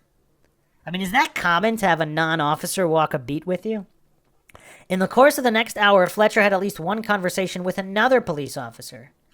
Fletcher and Harper searched for Benny Merritt. Shortly after 2:45 a.m., Fletcher was summoned to a house on West 4th Street where a local man, Benny Merritt, known for his erratic behavior, had allegedly walked inside and had refused to leave. Harper joined Fletcher on that call, as did two other police officers from the Irwin County Sheriff's Department. By the time they arrived, Merritt, who had also been the subject of a prior minor police call earlier that night, was gone. But according to Fletcher and the records investigators later have reviewed, while there, Harper chatted with the residents. A few minutes later, Fletcher and Harper left the residence and searched for Merritt, a neighbor of Tara's, who had allegedly frightened the couple on West 4th Street. Authorities reported that the man appeared intoxicated and was later apprehended by a sheriff's deputy, but not before he had allegedly frightened the night clerk at a local gas and convenience store about a mile outside of Ocilla. So wait a second, they just happened to be searching for Tara's neighbor this particular night? According to records reviewed by the Georgia Bureau of Investigation, both Fletcher and Harper responded to the call at the all-night service station at Market, and by the time they were done, it was 4:28 a.m. A few minutes later, Harper headed home. In the days following Tara's disappearance, investigators reviewed the details of Harper and Fletcher's activities for which the pair were able to identify 9 witnesses, 2 of them police officers, 1 of them a dispatcher, and the rest citizens, including Merritt, who had been the focus of so much of their attention that morning. They also took a close look at Merritt as well, authorities have said, but so far the investigators have turned up no evidence to suggest that any of them were involved in Tara's disappearance, which remains now 7 months as she vanished, a missing persons case. Harper, along with several other men questioned during the probe, has denied involvement in the teacher's disappearance, and law enforcement officials have repeatedly said that they have no suspects in the case. But that has done little to dampen suspicion in some quarters, nor has the detailed and apparently well-documented account of Harper and Fletcher's travels that night. Godwin, who has said that neither he nor the GBI have ruled Harper in or out as a potential person of interest in the case, put this way in an email exchange Wednesday with Crime Library, Marcus's alibi is too perfect. Wow, that's interesting. Huh. Crimmy posted October 21st, 2017, Marcus is likely the perp or one of his buddies. I recall a report that after Marcus jilted her for a much younger girl, Tara was contacting Marcus's parents and perhaps others to shame him. Marcus and or the last persons to have contact with her. Yeah, this is kind of weird. If the alibi is too perfect, does it seem like he's almost setting up an alibi that night? And are his cops buddy-buddy with this other ex-cop for the Snapdragon fire?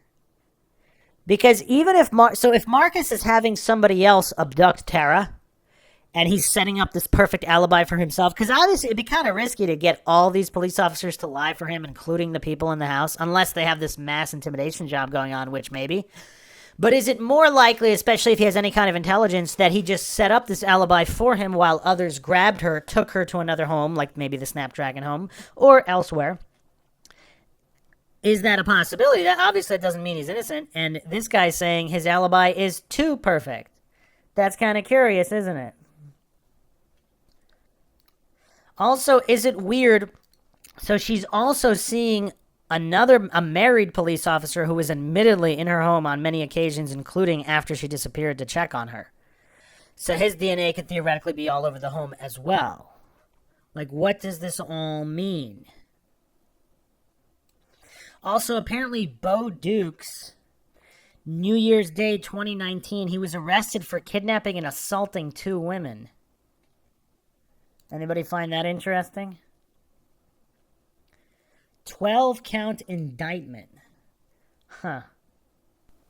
Dukes, this is from amp.macon.com, the Telegraph McClatchy Media Network. Dukes was indicted on 1 count of rape, 2 counts each of aggravated sodomy, kidnapping, aggravated assault with a deadly weapon, 4 counts of possession of a firearm during commission of a crime, and 1 count of possession of a firearm by convicted felon. Interesting. Are there links between Bo, Ryan, and Marcus, and possibly these other police officers? I mean, is this kind of a case of them not wanting to kind of dish dirt on the victim? Because if she's involved with students and former students like Anthony Vickers, was she also possibly willingly involved? Willingly involved with other students, possibly Bo, possibly Ryan, and then something went wrong in one of these engagements? Because the robbery motive does seem kind of weird for them to just randomly want to burglar her house. I don't know, on that particular night. Like, what else was going on here?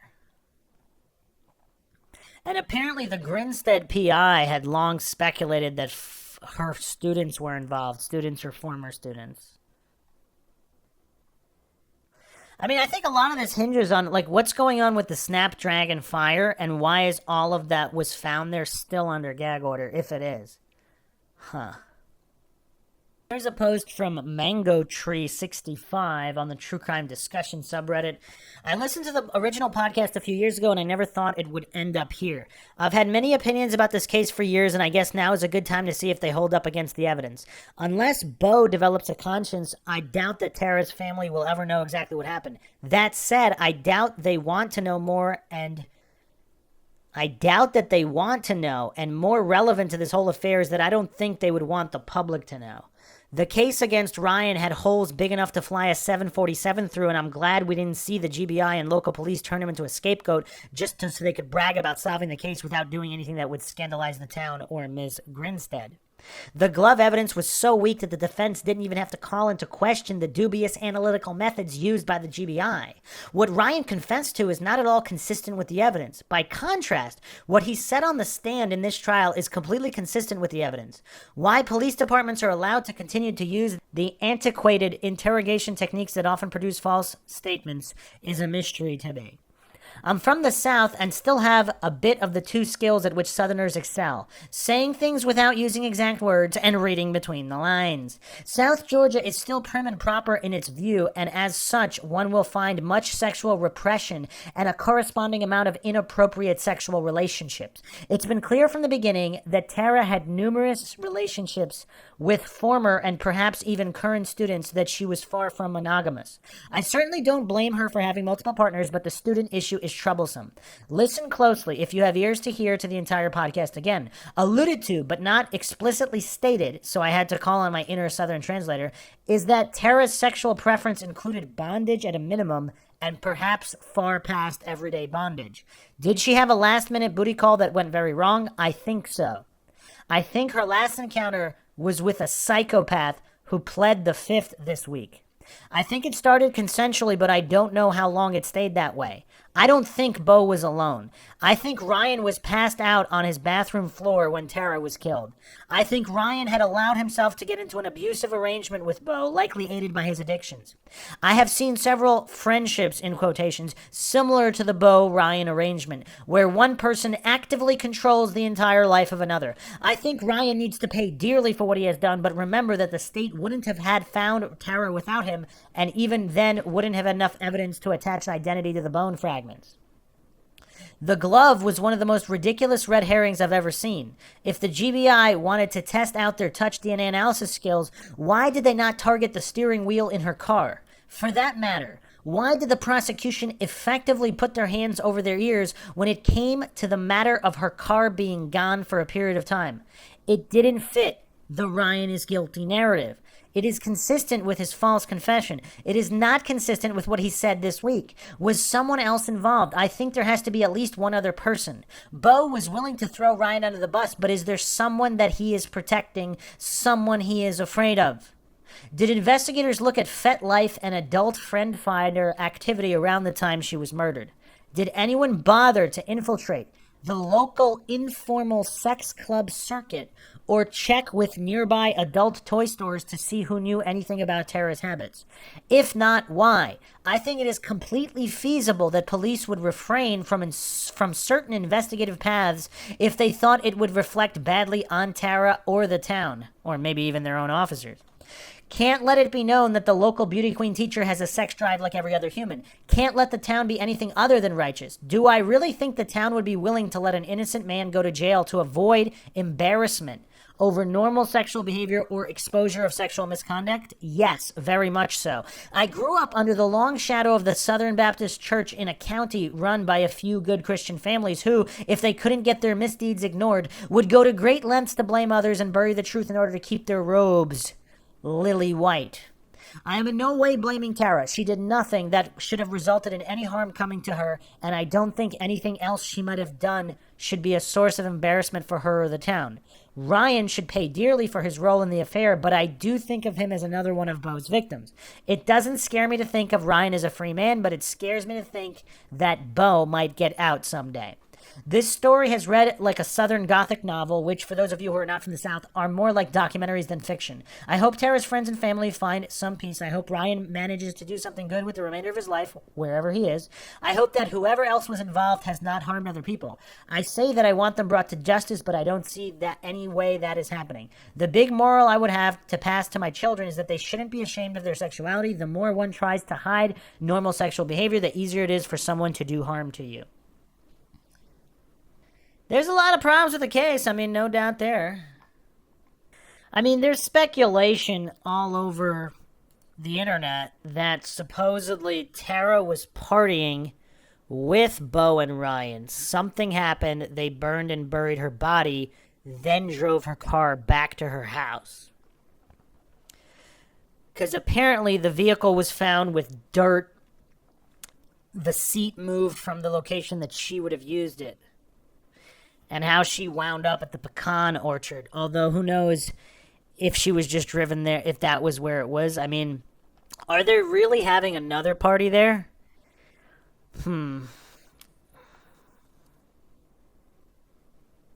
So, let's go back to the timeline here. So, November 7th, 2005 is after midnight, the Snapdragon Road fire. The reward is also increased to $80,000. And approximately this day, around November 7th, the family hires a PI, not Godwin. According to Anita, Billy has hired a private recovery agent who is trying to find Tara. The agent isn't concerned with trespassing and civil rights as police or GBI, and so far has found new information. But there's no mention of what this new information is. So another issue, of course, is with the color of the glove. So apparently there were reenactments done for shows where the color was blue. Supposedly the color is supposed to be yellow, but these are supposedly the actual photos of the glove. It does not look yellow. So I don't know what to make of that. Is it just some kind of tint with the film? But on Wednesday, November 9th, Greta Van Susteren interviewed Tara's neighbor. Joe, you were the one that went over on Monday, one of the first to go over. You saw the glove in the yard. What color was the latex glove? It was yellow, a light yellow. It was the kind doctors would use and not a dishwashing glove. It was 4 feet in front of her front door. Supposedly there were parties and bonfires at the pecan orchard. I mean, numerous friends have testified to that. So an individual in their circle, one Joey Stone, said that Josh invited Lewis to a party/bonfire at the pecan orchard. Lewis invited Joey. Ryan and Bo were there. Joey said that Bo was visibly upset at this party and that there was some sort of scuffle behind the vehicles. So this is kind of weird. So supposedly this fight, the 2004 fight in Mystic, Georgia, Joey was charged and pled guilty. And yet he's still hanging out with this circle of individuals. That's kind of weird. However, some notes here are stating that it's unclear when this party happened. Was it, sometime in 2005? Okay, I don't know. So, November 20th to December 4th, 2005, here are the events. So, approximately 2 or 4 weeks after Janice, Andy, Nelson, and Alan searched the pecan orchard, where ultimately her remains would be found, but nothing found at that time, allegedly, Janice talked with Alan Morgan. Morgan told Janice that Bo and Ryan had been spoken to and that they denied killing Grinstead, instead only saying they had been drunk when they were talking. So within weeks, Bo and Ryan are already being spoken to and in regard to killing her. This is insane. So another curiosity, Janice told this to Tara's stepmother, Connie, but for whatever reason, Tara's mother, Faye, was never told this information. What does everybody make of that? I mean, is this really just kind of a small town, close-knit community where they're just law enforcement are somehow involved in some kind of cover-up here? So they want to limit the amount of people that know about it, obviously. So by November 23rd, 2005, Nancy Grace interviews Tara's sister and brother-in-law. They know nothing about the pecan orchard, even though Janice could have told them by now. Thursday, December 1st, 2005, approximately. By early December, Bo had moved out of the house across the street from Taylor's and Fitzgerald and is living with his mom in Abbeville. So Newt Hudson is a Georgia state representative, the grandfather of Bo Dukes. Also, coincidentally, in this Hudson family is Suzanne Hudson, who's the wife of ICHS principal Bobby Connor. Wow. Also, an MSNBC report from December 9th, 2005 is that the latex glove is white and not yellow, but a lot of problems here. Yeah, I mean, I can't get over this connection here. So, Bo Duke's grandfather, Georgia state representative, who's seeking re-election December 2005. And also, in this Hudson family is Suzanne Hudson Connor, the wife of the ICHS principal, Bobby Connor. Monday, December 19th, 2005, reward is up to $200,000. So, Wednesday, January 4th, 2006, from projectjason.org boards, Tara Grinstead search moves to Ben Hill County. That's where the pecan orchard is. There's also reports here, Trackers Global searches Ben Hill County after a tip. So all of these weeks later, the original tip about the orchard is coming to light here. An anonymous tip via email. Interesting.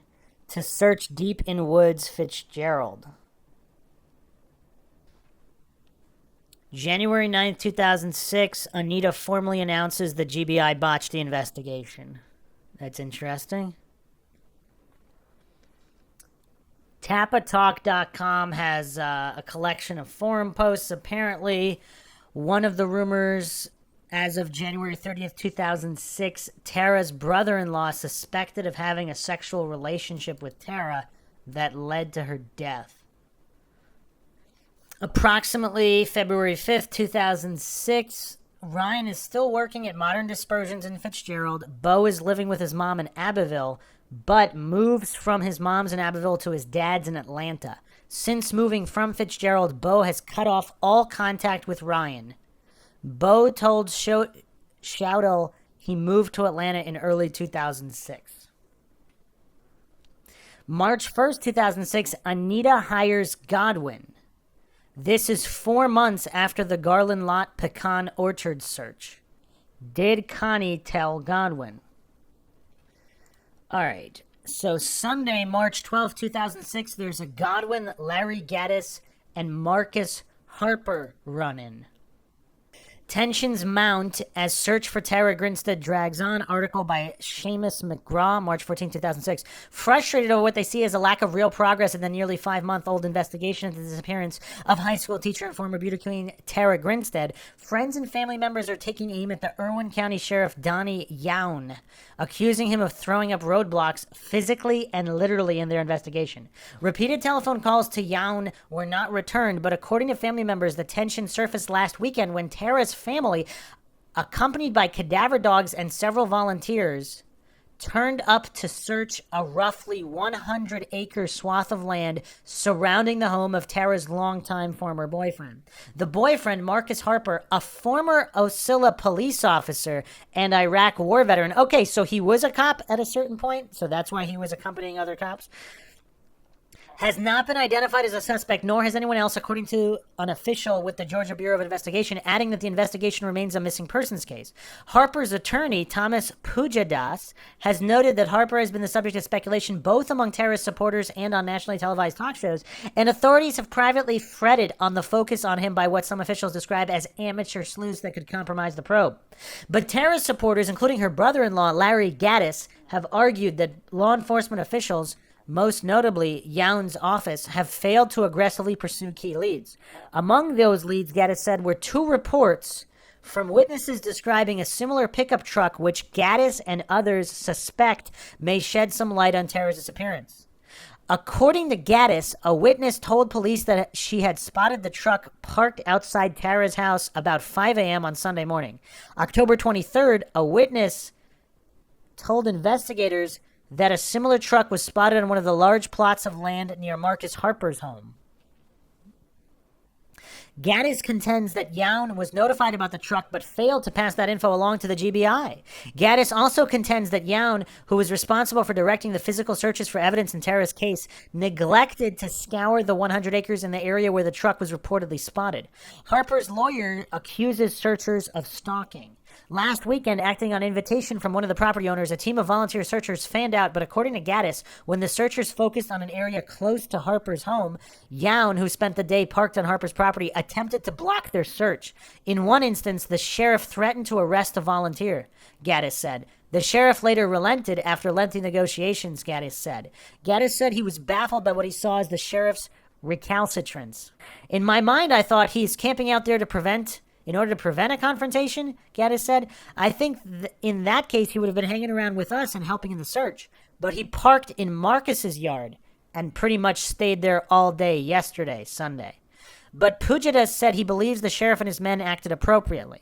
The way it was described to me, not by Marcus, but by his mother, and I asked to speak directly to a deputy, what they were doing is misdemeanor stalking. Pujadas said his clients had no plans to file any charges, however. Our position is that we don't want to stir the waters. I don't have a problem if they want to search. All they, the Harper family, want is a law enforcement officer and an on-duty enforcement officer to be involved in any search. Gaddis said the search, joined by noted criminologist Maurice Godwin, yielded some clues. He declined to elaborate, but said that the family and Godwin met Monday with GBI investigators and shared their concerns and the clues. Wow, that's all very, very interesting. So apparently local PD, the local popo, Yown, is not giving information to the GBI? So the family's just going directly to the GBI? And so does Bo and Marcus, do they both have a black truck that looks similar? Is that what's going on here? So it would be impossible to determine whose truck was there that night? Yeah, I mean, Marcus's connection to local law enforcement is definitely troubling. That's very, very troubling.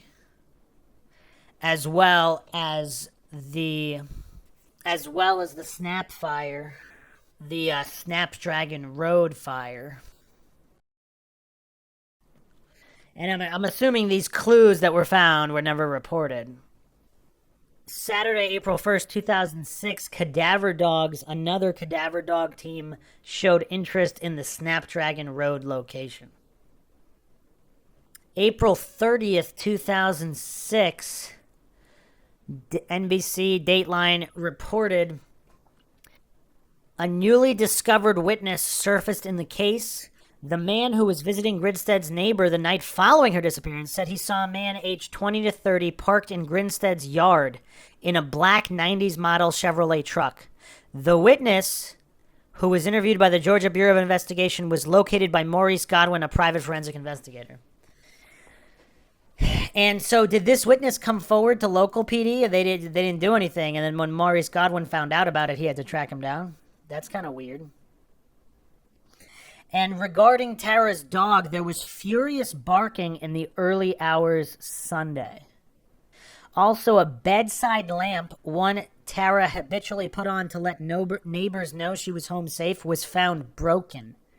That's kind of that's ominous. I mean, this is all kind of weird now, though, because Marcus Harper is now a civilian contractor for the Defense Department, and he still does stints in Afghanistan and Iraq. Harper stated to NBC, she gave me an ultimatum, and it was either get married or she was moving along, and I chose to move along. This is a May 1st, 2006 article. What happened to Tara Grinstead? So again, just going to pure statistics, it's usually the boyfriend or the ex-boyfriend, but actually we have a few of them in this case. One of which is connected to police. Also, so they knew about Ryan as early as 2006? Because in this article, it also states, Harper is not the only man in Tara's life being questioned. A former student who tried to break into her home, a married police officer from another county, and even her own brother-in-law all have been questioned. I mean, this case has a lot of problems and a lot of POIs. So May 7th, 2006, another curiosity here. Anita Gaddis, so this is Tara Grinstead's sister, splits from Janice and Andy's Find Tara website. So Janice Polk lived just around the corner from Tara. And so not only are they the employer of Garland Lott, Andy and Janice Polk employ Garland Lott, who gave the info about the orchard and Bo Dukes, Ryan Duke, etc. And Irwin County Chief Deputy is Nelson Polk. So they're all related here. Coincidentally, Janice and Andy also run the website Find Tara. But Anita, Tara's sister, splits from them and starts her own website, Missing Tara. Now, why are some speculating that this was done? Some speculate that Anita didn't think they were getting all the tips or that the tips were going to the right place. Now, curiously, there's also some curiosity on Connie and Billy. Connie is Tara's stepmother. Billy is Tara's father, married to Connie. Supposedly, they supported Janice and Andy's website and not Anita, and not Anita's. What does this all mean? I find this curious. I think details like this are what can unravel cases. Because if Anita starts to realize that Janice and Andy are intentionally covering things up, I mean, they get their own relative who's law enforcement. When they go to search the orchard initially, their relative, Irwin County Chief Deputy Nelson Polk, he brings another investigator but tells him to wait outside the orchard. Is that really what happened? That was what was reported. And the guy that blew the whistle is employed by the Polks. I mean, is this too much coincidence? And the Polks are running the website? I mean, is this just too much coincidence for even the most devout coincidence theorists? I mean, this is all highly problematic. I find this all highly problematic. Now, here's another curiosity. September 2006, Bo moves from his dad's in Atlanta back to the Hudsons in Ocilla. And even being back in Ocilla, he still has no contact with Ryan. So, approximate in the timeline, Garland Lott and Ryan Duke are co-workers at Modern Dispersions in Fitzgerald, Georgia. In 2006, Garland still works there. Ryan quit in March 2007. Sunday, October 22nd, 2006, Bo says that a year after Tara was murdered, he spent 3 days alone at the orchard in his truck. November 21st, 2006, after 2 to 3 months at the Hudsons in Ocilla, Bo starts basic training at Fort Sill, Oklahoma. I wonder if he knew Billy Roush. Christmas 2006, John McCullough, who's in basic training with Bo, visits Ocilla with Bo during Christmas Exodus. Army Exodus is about 2 weeks. They were riding around town. John noticed the billboards and flyers and asked Bo. Bo said, "You're my battle buddy, right?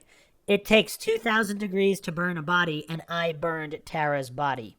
Bo said someone else killed her. February 2007, Bo finishes basic training, Fort Sill. Ryan is still employed at Modern Dispersions. March 2007, Ryan Duke quits Modern Dispersions. May 2007, Bo moves from Fort Sill, Oklahoma to Fort Lee in Virginia. July 2007, Bo is back in Rochelle, Georgia. He gets married at some point before leaving for Korea in August 2007, where he stays for a year. Shoudell testified that Bo first told his wife, Emily, when they lived in Korea. So he told her that he killed Tara or assisted with the cleanup or whatever. Okay, so in 2008, there's not a lot of info here, but supposedly at some point in 2008, Janice Polk tells GBI Special Agent Leah Leitner that Bo and Ryan told Garland Lott they killed Tara and burned her body at the Pecan Grove. No evidence that Leitner did anything with the info. So is this all simply because Bo's grandfather is a Georgia representative? I mean, is that really all this is? July 1st, 2008, 48 Hours airs Stolen Beauty. The discovery of the glove was made public within days of the disappearance. This is the first time the public learns that DNA and fingerprints were discovered on the glove in 2005. 100 men were tested and no match. August 2008, Bo moves from South Korea to Fort Stewart, Georgia. Unconfirmed, September 26, 2008, Ryan arrested for DUI in Tifton. September 30th, 2008, Nancy Grace, CNN, reports a latex glove found in Grinstead's front lawn was sent to a laboratory for DNA testing. The results were inconclusive. So what does that mean? February 1st, 2009, the Catch Me Killer YouTube hoax. April 30th, 2009, Emily Dukes joins Twitter. Her first tweet is, "I'm cold," which were the last words Tara texted to a friend. That's kind of weird. June 30th, 2009, Catch Me Killer indictment. Note that the following agents worked together on this indictment: Jason Shoudell, Leah Leitner, and Gary Rothwell. This is 3 years after Janice Polk told Leah Leitner exactly how the crime went down. How could these agents now say that the names Ryan Duke and Bo Dukes were unknown to them? They all worked together. Yeah, there's some serious, funny business going on here with these agents. I wonder if there's a connection between Bo and Marcus. October 2009, Bo moves from Fort Stewart to Kirkuk, Iraq with his battalion. Exact date unknown. Bo's army friend Dustin says that Bo told him about the murder in 2009. February 20th, 2010, approximately 11 p.m., Ryan Duke stopped for driving 66 miles per hour on the Tifton Highway. And what's the speed limit there, 55? Or 50? He got stopped for doing 66. The officer noted slurred speech and the odor of alcohol. Ryan failed a breathalyzer test. Report says Duke suffered from kidney problems due to a medical condition. Ryan was released on bond to his parents. Was Ryan fingerprinted? Were those prints run against the glove? Those are good questions. October 11th, 2010, Bo moves from Iraq to Savannah, Georgia, where he lived for 2 years. He also creates a Twitter account around this time. December 22nd, 2010, the Ocilla Star reports Tara declared legally dead. At some point in 2010, Bo asks Emily for a divorce. She says no and blackmails him into staying married. So March 15th, 2011, Daisy Road search following a tip reveals nothing. WALB.com news. Dive team searches Irwin County Creek for Tara Grinstead remains. By Stephanie Springer. For years, law enforcement agencies from near and far exhausted countless hours searching lakes, ponds, streams, and woods for the remains of Tara Grinstead. We've gotten several tips on where she might be, said investigator Stephen Rogers. Investigators say this tip led them to that creek Tuesday, the most substantial they've gotten in a year. Interesting. But the other thing is, looking at the map, this Daisy Road location, I don't know which exact creek they're talking about because I don't see one here unless they're talking about Little Brushy Creek or Reedy Creek, which is actually south of Daisy Road. Daisy Road turns into Orchid Road, so maybe they're still talking about Orchid Road. So there is a creek here, but it's actually in the opposite direction of the orchard, the pecan orchard, where remains are ultimately found. So it's actually south of her house in Ocilla, whereas the orchard is 1 to 2 dozen miles north.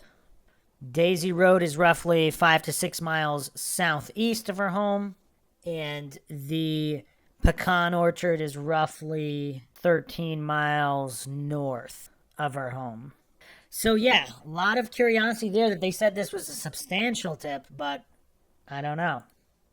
February 2nd, 2012, Tara's stepmother, Connie Grinstead, speaks to the press. We don't know any more than we did in the beginning. The only thing that we feel in our hearts 100% about is that there was foul play involved. Other than that, we really don't know what happened to Tara or even who is responsible. I've heard all of the persons of interest, all the names and all the possibilities, but I honestly don't know what happened to her. Bo is moving. So February 2nd, 2012, Bo moves from Savannah to Afghanistan, then moves back to Savannah October 2012. U.S. Marshals are looking for Bo December 2012. April 8th, 2013, Savannah, Bo Dukes and Emily Dukes plead guilty to conspiring to steal over $150,000 worth of property paid for by the Army. April 25th, 2013, Bo makes his final comment on his old Twitter account. I like how detailed whoever put this outline together is. July 7th, 2013, Bo's truck is totaled. And is this his original truck from that's, who knows. July 8th, 2013, Bo and Emily are evicted. October 3rd, 2013, Bo is sentenced to 24 to 27 months in prison in Montgomery, Alabama, plus 3 years supervised release. $134,000 restitution, 40 hours community service. Emily is sentenced to 6 months. Bo and Emily finally separate. 24 to 2015, Ryan was in the ICU for 10 months, dialysis 24/7 for one of those months. Ryan had to get dialysis twice a week after they got his organs stable.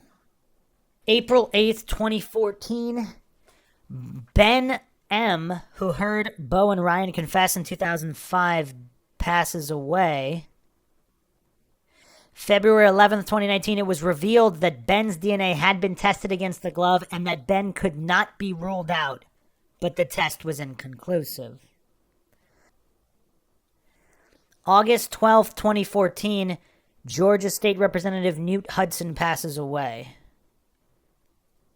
February 1st to 5th, 2015, first week in February, GBI agents receive information that led them to a pond in Ben Hill County, according to J.T. Ricketson, GBI Special Agent in charge. Monday, February 9th, and Tuesday, February 10th, 2015, GBI drains the pond in Ben Hill County to find items related to Tara's disappearance. That's interesting. So there's some conflicting reports here as well. Some are saying that there wasn't anything of note found, but on the Reddits, but in these articles, it's stating here some items that substantiated the original information that came in. So they did find some items that substantiated information. What does that mean?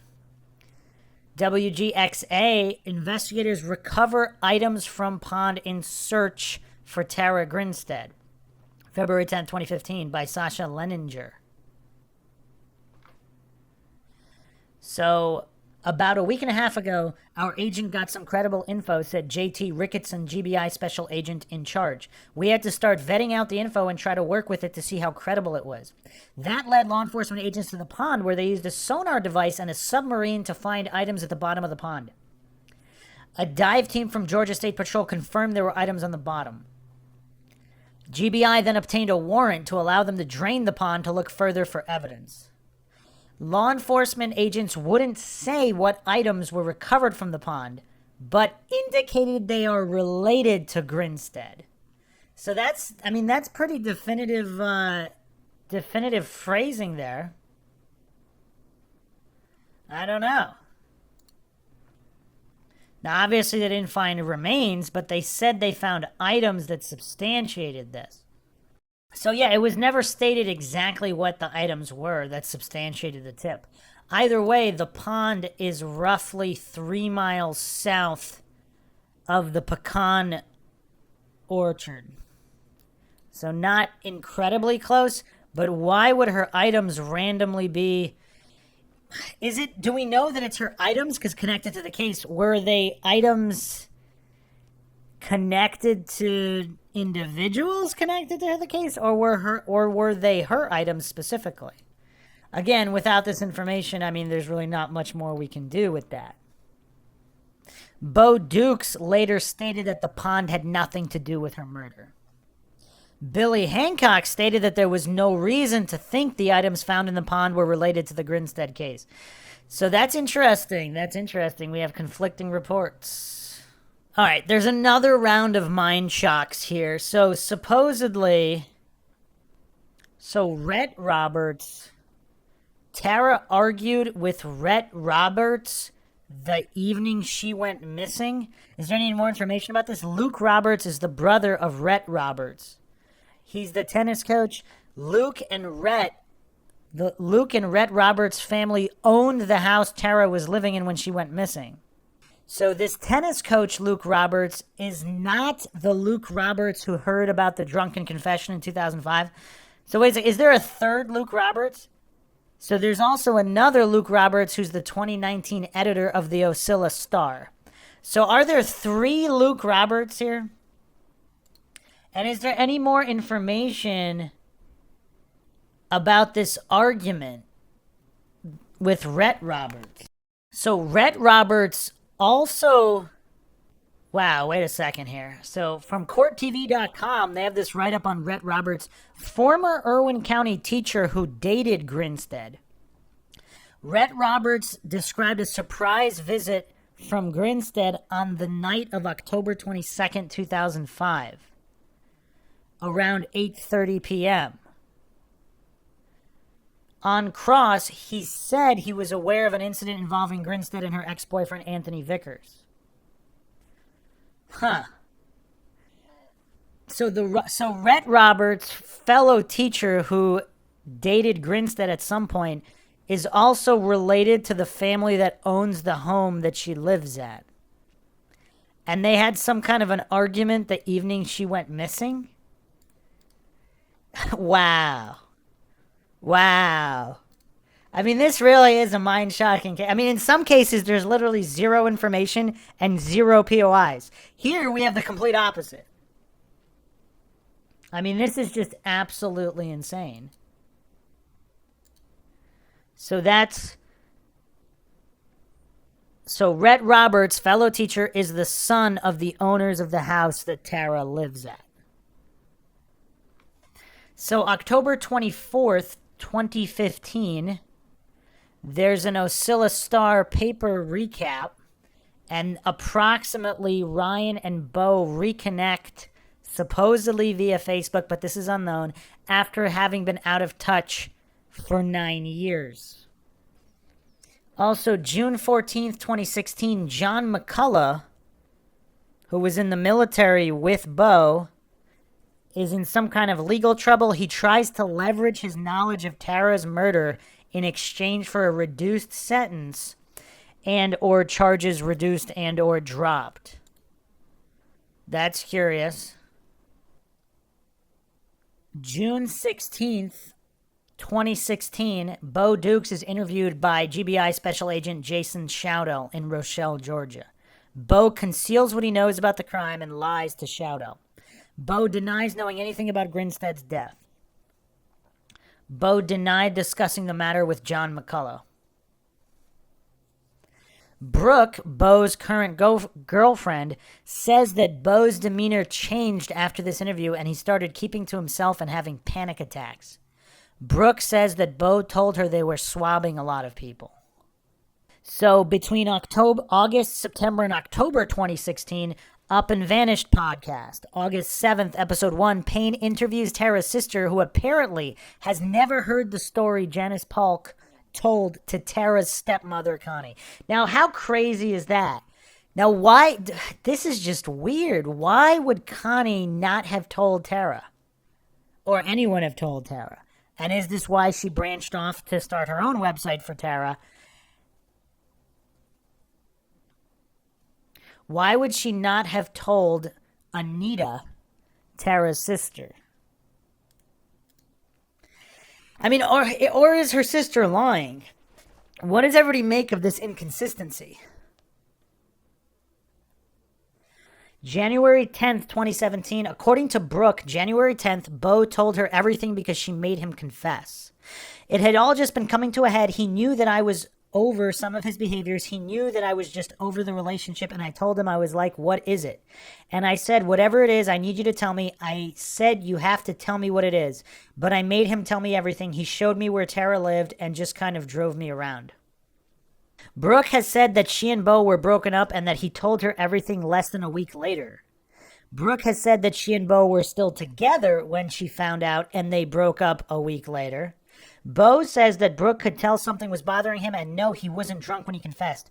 I was just really depressed. She pulled it out of me. The podcast didn't help. According to Brooke, Bo drove her out to the pecan orchard at night and showed her the spot. Only she wouldn't go all the way back into where exactly Tara was burned. Is this adding up for anybody? There's a lot of inconsistency here. And if Bo really is this rapist, abuser, murderer, why? I mean, I don't know. Like, why was he? It seemed like Brooke was not afraid of him at all. I mean, what's going on here? There's also a lot of, there's a lot of problems here. January 10th to 20th, 2017, according to her March 2019 trial testimony, at some point between January 10th and 2017, Brooke told Jeff Whipple, her mother, father, her sister, and her best friend what Bo had told her about Tara. Her sister's husband and best friend's boyfriend were out on the porch and didn't hear.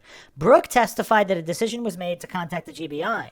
It's possible Brooke did not tell her family until after the January 19th rape, but if that's true, it happened very fast. On January 20th, Jeff Whipple reported what he knew to Shoudell. On the podcast, Brooke said that she let Bo's confession, set with her a couple of weeks and told her family after a couple of weeks. According to Bo, Brooke let it slip to her family. There's a lot of conflicting reports here. I mean, I'm not keen to really trust anybody. Obviously, the words of humans, etc., they could be lying or mistaken, but I mean, there's just so much inconsistency here. Tim Bond is the DA who helped navigate Brooke speaking to Jason Shoudell. On the podcast, Brooke says that her mother contacted a friend of hers, Tim Bond, who used to work for the DA, and that friend contacted the GBI. Brooke says she moved out of Dixie's house and was broken up with Bo during this time. January 18th, Bo goes drinking with friends. A group of friends end up at the Warner Robbins house where they crash for the night. Monday, January 19th, 2017, at some point after midnight, according to the Hudson County website, October 22nd, 2019, Bo was charged with rape, sodomy, and possession of a firearm or knife that occurred on January 19th, 2017. Victim says she was asleep when Bo came into her room and forced sex at knife point. Brooke was either at the home where and when the rape happened or there when the police came to take the report. It's possible that after the rape victim was taken to the emergency room, that is when Brooke told her parents and Jeff Whipple what she knew about Tara's murder. I mean, this is all really weird. I mean, this entire timeline is bizarre. Now, just for the sake of argument, again, I'm not claiming this is true, but if there is some kind of vast conspiracy, are they kind of using this as an opportunity to frame Bo? Or at least, if he was involved, to have him go down by himself, with or without Ryan, whatever. And if Marcus is involved or other individuals are involved, they want to cover it up. I mean, what the timing is curious, isn't it? Because did Brooke not tell anybody until after law enforcement arrived at the home after the rape of the other victim? How can we rectify this timing? Wednesday, January 21st, 2017, Brooke says that Shoudell came to her house a couple days after she told her family, and that Shoudell said, he basically said, by Friday, you need to make arrangements to go get your stuff, because by Friday, it's going to have to come out. We're going to go question Bo. Brooke says she took Shoudell out to the orchard, but could only show him the place Ryan had dumped the body, not the place where Tara was burned. Brooke did not remember Ryan's name. Friday, January 23rd, 2017, on the podcast, Brooke says that this is when she goes to get her things from Bo and convinced him to go to the GBI. Brooke says Shoudell asked Brooke to wear a wire but she didn't want it to pop out of her clothes. Brooks, and in 2017, they don't have like just a small recording device or even her phone to put in like an app that doesn't show that it's running and it's simply recording. This is crazy. This is crazy. Brooke says she is the one who referred Bo to attorney John Fox. I called Bo and asked him if it was okay if I came there to get my stuff, and he was very upset. He was crying. He wasn't himself, basically. I went over there to get my stuff, and I asked him, how are you doing? I was angry with Bo. It was a little rough patch in our relationship. I was angry. I was done, and I was mad because I had moved my life and career down there. I started boxing up my stuff, and I said, you can't hang on to this for the rest of your life. You need to come clean about all of this. That family deserves to know. He broke down and started crying, and he said, I know. I said, you have to confess. I said, there is no option. I told him that I've talked with the GBI. I said, you have to confess. You need to tell them everything. He said, okay. He said, I know. You know what's kind of weird, though? Normally, with these kind of murderous criminals, people don't generally feel comfortable saying that. Like, was she not afraid for her own safety here? Especially after he just raped somebody at knife point, allegedly. This is crazy. January 24th, 2017, Brooke testified that she broke up with Bo about 2 weeks after January 10th, 2017. This is inconsistent with what Brooke said on the podcast as well as her other testimony. She gives alternate accounts of whether or not she and Bo were broken up when certain events happened. February 3rd, 2017, on the podcast, Brooks said it could have been early February when she told her family. This is inconsistent with Jeff Whipple reporting Brooks' information to Shoudell on January 20th. Now, here's another curiosity. February 10th, 2017, Bo reaches out to his friend Dustin via text. Dude, I know I have been weird. A strange is happening. I'm sorry, bro. Old demons are coming to the surface. Things I should have dealt with years ago. Criminal investigation things.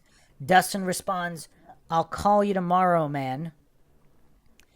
Bo responds, okay, and sends Dustin a link to upandvanish.com and states, I talked to the GBI a few months ago. I didn't kill her, but was involved.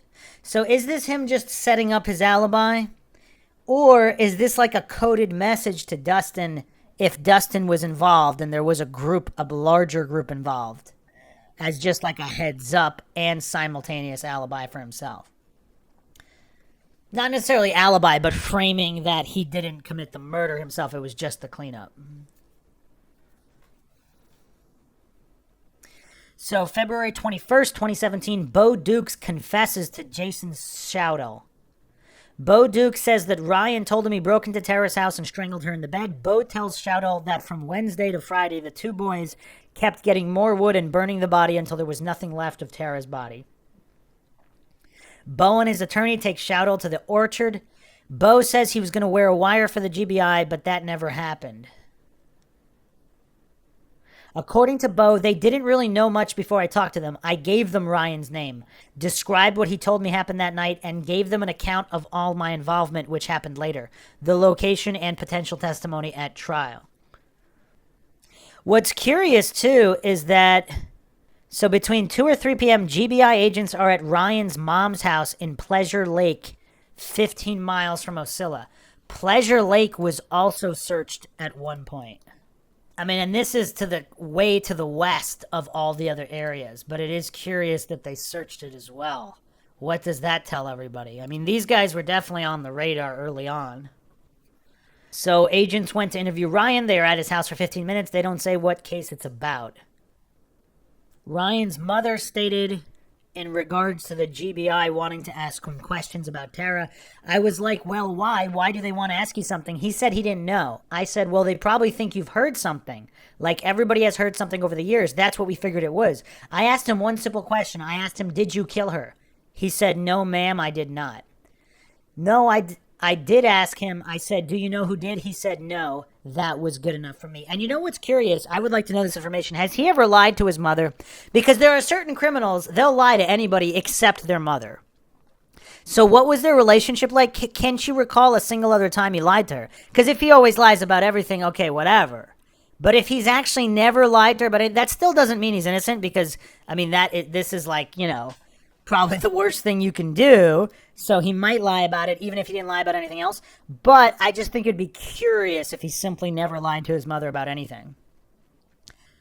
And also, like, a lot of the time, someone's mother knows when they're lying, but she didn't push it, apparently. Jason Shoudle asks Bo Dukes to see what Ryan Duke plans on telling the GBI during the next day's scheduled interview. Via Facebook Messenger, Bo tries to draw Ryan out. Ryan doesn't take the bait. Bo forwards the Facebook message to Shoudle, who responds, "It's okay, there's stuff there. He didn't deny it either. We can slow play it." Wednesday, February 22nd, 2017, 2 p.m., Ryan Duke's parents drive him to the police station. Ryan confesses. He says he was alone when he killed Tara. Says he stole Bo's keys, broke into Tara's house randomly to rob her. Randomly. That's kind of weird. And how many houses has he broke into randomly? Like, is there definitive proof he's ever done this before? And he hit her when she spoke to him, and she died from one punch. Ryan says he drove back to the trailer, and Fitzgerald got a blanket and latex gloves. Ryan says he called Tara's house from a payphone down the street and hoped she would answer. Ryan says he carried Tara out of the house in a blanket and dumped her in the orchard. Ryan says he did not know it was Tara until after she was dead and he saw the pictures in her house. So it's just blind luck that it's his old teacher? What? Ryan's story aligns with Bo's in that Bo did not initially believe Ryan and that they burned Tara's body days later. Ryan directs Shoudle to the orchard before being taken to jail. Ryan's arrested February 23rd, 2017. For murder, aggravated assault, burglary, and concealing a death. So some small-town politics here. Nelson Polk is standing next to Ryan. Back in 2005, Nelson was law enforcement who heard Ryan killed Tara and he and Bo burned her body. Back in 2005, Nelson Polk searched the pecan orchard.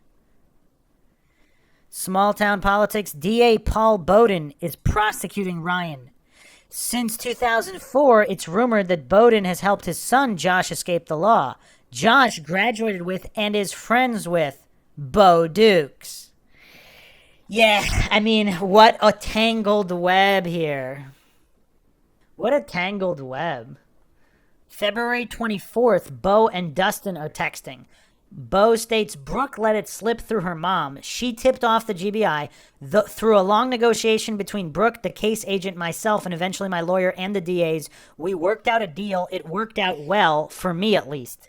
Brooke may get the reward. Dustin asks, so will you get arrested and then they let you go after the trial? Bo responds, no, I won't be arrested or prosecuted at all. I'm glad my grandfather isn't alive for this. He would expletive kill me. That's a weird statement. I mean, that is so weird. Dustin states, dude, who else knows about this beside you? Bo responds, Emily, 2 guys from Ocilla, Brooke, my cousin, and possibly others I don't remember telling. Please never bring me a dead body, although now that I've had some practice, ... Wow. I mean, this is just crazy. What else is weird is, so Andy Polk is interviewed by WALB on February 24th, 2017, and he just conveniently doesn't mention about searching the pecan orchard with Janice Nelson Polk, Alan Morgan, and Garland Lott in 2005. Wow. Wow. This is just insane. He states, I just hope that everybody involved gets the opportunity to come clean and repent. Also an interesting statement there. GBI Special Agent Shoudle interviews Garland Lott on the phone. Lott says that he was at a party November 2005 in Fitzgerald. While at the party, Bo Dukes and Ryan Dukes were drunk and told the group that they had killed Tara and burned her body. At the time, Lott didn't believe Bo and Ryan. After the party, Lott told Andy and Janice Polk about what Bo and Ryan said. Lott accompanied law enforcement officers and Janice and Andy to the orchard and searched, ultimately finding no items of evidentiary value. Lott had never been interviewed by law enforcement prior to February 24th, 2017. in his interview with Shouto. So, recap here. Janice gave all of this info to GBI Special Agent Leah Leitner in 2008. Janice thought that Leitner was doing case follow-up interviews when she gave her the info. No one ever followed up with Janice until the February 2017 interview with Shouto. Yeah, I mean, this is just insanity. So this is also kind of weird. So there's a Twitter DM conversation with a woman, between a woman and Bo. Bo states, as of March 8th, 2017, Bo and Brooke are still together. Bo is under the impression that Ryan has confessed but isn't sure. Bo wishes that he had never told Brooke but is not angry with her. Bo says that Godwin got his attorney's number and asked for an interview. Bo told about 6 people over the course of 11 years. So it's kind of weird. Is Bo under the impression this entire time that he's not going to be arrested? He'll be, just because he told him that Ryan did it, he's going to get off on all this? Another interesting DM, there's a few DMs here. March 11th, 2017. The people in Bo's family with power don't give an expletive about him. They're trying to save their business, and that they are actively attacking him. Bo's family want him to break the gag order and publicly say they had no involvement. Bo's family is horrible about it, about everything. My uncle basically stole most of my mother's inheritance and now controls the trust fund that it's paid out of. Now, I'm not even convinced they didn't know about this at some time. They never told me about it, but apparently the orchard was searched on a tip a long time ago, and it was hushed up. This is a multi-million-dollar business, and they live the lifestyle that coincides with that.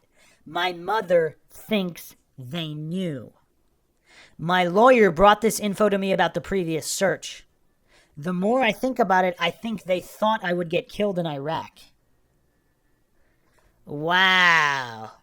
This is insane. So he's alleging that the higher-ups in his family knew that Tara had been killed and burned there the entire time, and they just hushed it up.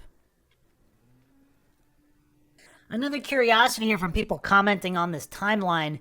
Not sure if this is worth adding, but the Up and Vanished TV special aired on Oxygen on November 18th. The biggest thing revealed was that there were likely a group of boys involved in burning Tara's body, all except for Ryan from prominent families. So Ryan was allegedly set up to be the fall guy.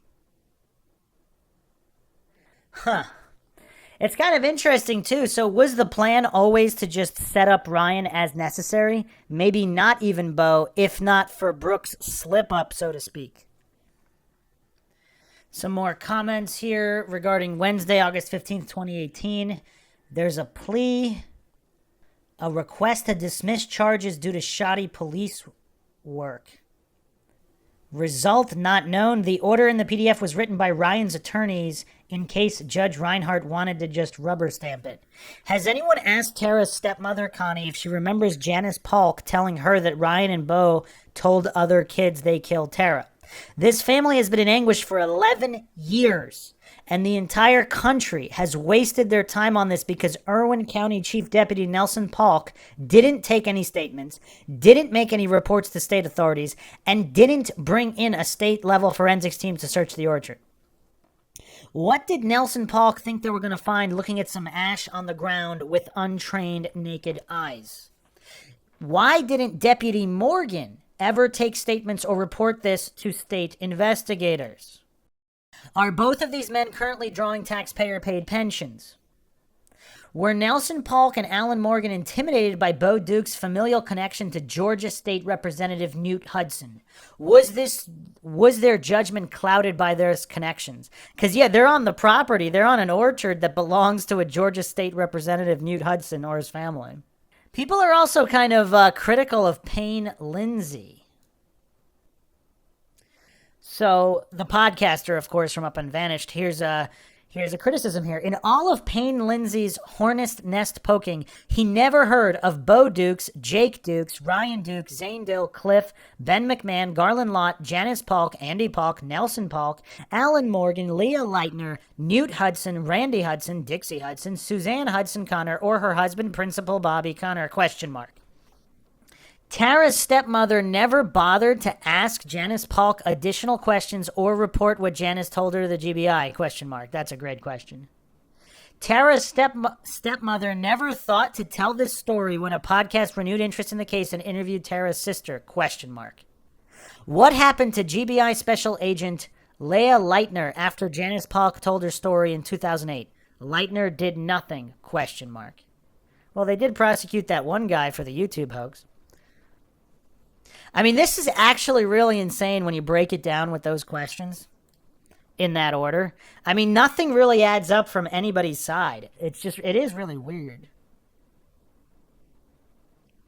So if they never searched the homes of, let's say, Bo and Ryan, is it possible Tara's DNA could have been there? Is it possible she could have been there willingly at one point? I'm just going to go over one more post here because this podcast got a bit lengthier than I thought. A lot to go over here. A lot that doesn't add up. So final point here. This was posted on the Tara Grinstead subreddit. Guns and drugs. This is 4 years ago. Anyone else still hung up on pre-con? He thought guns and drugs were at the center of this case. He thought law enforcement and HD were involved. He said that the best thing we can do to ensure the truth comes out is to support Ryan and his attorney. Ryan is the best shot at the truth. Nobody will believe him to start, but once his silence is broken, others will support it. He believes the person at the center of this case already has immunity. I then noticed this article and the date. This came to a head because of numerous complaints from Ocilla citizens. These guys don't sound like high-level drug dealers based on the charges. Do any Ocilla residents have any insight into the drug and gun culture there at the time? So this article is in the Tifton Gazette. Drug bust nets 10 arrests by Andrew Thompson, December 7th, 2005. Ocilla. A 4-month investigation targeting middle to high-level drug dealers resulted in the arrests of 10 Irwin County men in Irwin and Ben Hill counties Monday morning. More arrests are expected. Officials said numerous and repeated complaints from the public led to many of the arrests. Investigators with the South Central Drug Task Force and officers with the Ocilla Police Department, the Irwin County Sheriff's Office, and Georgia Department of Corrections Parole Division served the warrants and made the Monday arrests. These cases were started primarily due to repeated complaints made by citizens over a period of time, said investigator John David Anderson of the SCDTF. Anderson said the cooperation from local citizens who came forward with info is appreciated. The public possesses the power to take back control over their communities and neighborhoods simply by getting involved and keeping their eyes open, Anderson said. This operation is a perfect example of what happens when the community gets involved. Ocilla Police Chief Billy Hancock serves as the SCDTF Control Board Chairman. He said Monday that he's pleased with the performance of the task force and all other law enforcement officers who participated. Being able to make these larger cases is one of the primary reasons why we wanted to join the task force in 2002, Hancock said. Irwin County is the host agency for the task force. Sheriff Donnie Youn serves as the SCDTF Control Board Vice Chairman. Drug investigations depend on tips from the public, Youn said. I am glad the people in Irwin County have been cooperating with the task force. And it lists a whole bunch of people connected to marijuana and various other drugs like crack cocaine. Okay, I don't know why this individual brought this up in connection with the Grinstead case other than this individual known as Precon. But some follow-up posts here. After Tara was reported missing, Drug Task Force member Detective John Anderson, mentioned in this article, attended the scene with dogs. There's been a lot of talk about him finding then losing a shirt from the scene. Wow. Okay. Was John David Anderson the guy who had the dog who couldn't trace Tara's scent past her driveway, and he processed her car? He was also conveniently moved to Fort Valley shortly after Tara went missing.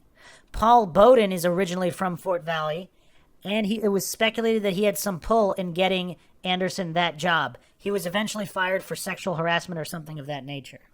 Wow. Okay, let's look at John David Anderson here. This is from the Web Sleuths forum, May 11, 2008. Anderson processed Tara's car for GBI without disclosing his relationship with either Tara or Marcus Harper. He grew up in a house down the street from Tara's father. He was married at the time of Tara's disappearance. Did he find a shirt of Tara's and throw it in the trunk of his own car? Or the shirt of somebody else? Christine responded, the hardest thing about this case is being able to know what is fact and what is fiction. I recall it being said that many left Ocilla within the first 6 months after Tara's disappearance. Was he one of them? I am curious to confirm how long did he live in Ocilla? Did he leave shortly after she disappeared? Huh. When they say all these people left, like law enforcement or other people as well? Other people are stating that Marcus Harper actually first met Tara at the Anderson home. So apparently they all knew each other. Huh. So he dated Tara casually and was also a friend of Marcus Harper. I mean, this is all crazy. So apparently people are asking whether he was handed a shirt with red stains on it, which he tossed into the trunk of his car. Other people are stating that it was someone else who got rid of a shirt. And then Anderson was eventually fired for sexual harassment. MACON.com, March 17th, 2017 article relays that information. Other people are asking, I wonder if the GBI pulled his cell phone records at the time of Tara's disappearance. Or other cops. Also, apparently, the car was swabbed over 100 times, but only 6 of the 100 swabs were tested. Is that accurate? That's insane, if that's true. Love Does Not Delight posted this in this thread on the Tara Grinstead subreddit. I've never put my theory out there, and this thread seems like a good as place as any, so here goes. Through Tara's emails, she mentioned to her stepmom that the exact words between the two in reference to Nancy and Marcus. I believe she would only use this phrase if she had seen communication between the two without their knowledge. I think this means she broke into someone's email or phone. Maybe she acquired the password from someone. She has her ways. I believe she learned something that made her a liability. It could be via convos with mom or someone else. I think she made it known that she knew this info. I think her knowing this info made people very nervous. I think these folks conspired to keep her out of the house that night while they went through her computer to either erase proof or determine what she knew. That's why there was mention of the only light in her house being that of a computer screen. I think Marcus and others were furious with her for making them look like a chump. Here, Marcus is dating her, fighting for his country overseas, and the men she's sleeping with just keep popping up. It's rumor after rumor. He heard about Vickers and Dykes and Bobby Connors and all the other men. He can't believe she made him look like a dumbass, made him contemplate marrying her all the while she's sleeping around. These are not my thoughts, but what I'd imagine my thoughts would be if I was dating her. Not only was he angry at her, but many citizens weren't happy with her. Heath could also have been jealous when he heard about her with other men, same with Bobby, Anthony, and the others. She wasn't born and raised in Ocilla. She's an outsider. Causing all this havoc, she needed to be dealt with. Maybe the secret she found out would affect the entire city. Maybe she found out about corruption at the highest levels. Maybe officials were running drugs and weapons, perhaps getting them off the street, something they think is good, and then reselling them for profit. But it is the root of evil, envy, and greed. Again, wouldn't be the first time something like this happened. Maybe these officials are behind her death and the cover-up afterwards. Everyone helped and kept it quiet because the alternative was worse. We all know the phrase absolute power corrupts absolutely. Who else has absolute power if not law enforcement city officials? No one would be shocked to hear there were corrupt people involved with this case. I think one thing Bo said was true. We will never learn all the facts of this case. For that to happen, many people would have to be exposed and lives ruined. There's just way too much at stake. Tara got mixed up in something. She bit off more than she could chew. In looking for proof from Marcus or any other guy she was dating, like all girlfriends have done in their past, she came across some information that would ultimately be her undoing. And so that's the post there. Here's my thoughts on this post. It could have theoretically have not even necessarily had to have been Marcus responsible if she found out something that affected other people as well. So, yeah, I mean, that's what we have so far. I mean, if there's more info, I'll do a follow-up episode, but this is truly perplexing. There's things that just really do not add up. But what do all the MINDSHOCK listeners think? Leave your thoughts, comments, theories, rebuttals, debunkings, thoughts of any kind in the comments section here. As always, if you found the podcast interesting and informative, want to help support the podcast, you can donate to our PayPal. Just check the link in the description. You can also become a YouTube member right here on YouTube. Make sure you subscribe to the channel, like and share, Twitter, Facebook, Reddit, Patreon. This is Bruce McGuire signing off. Catch you guys next time.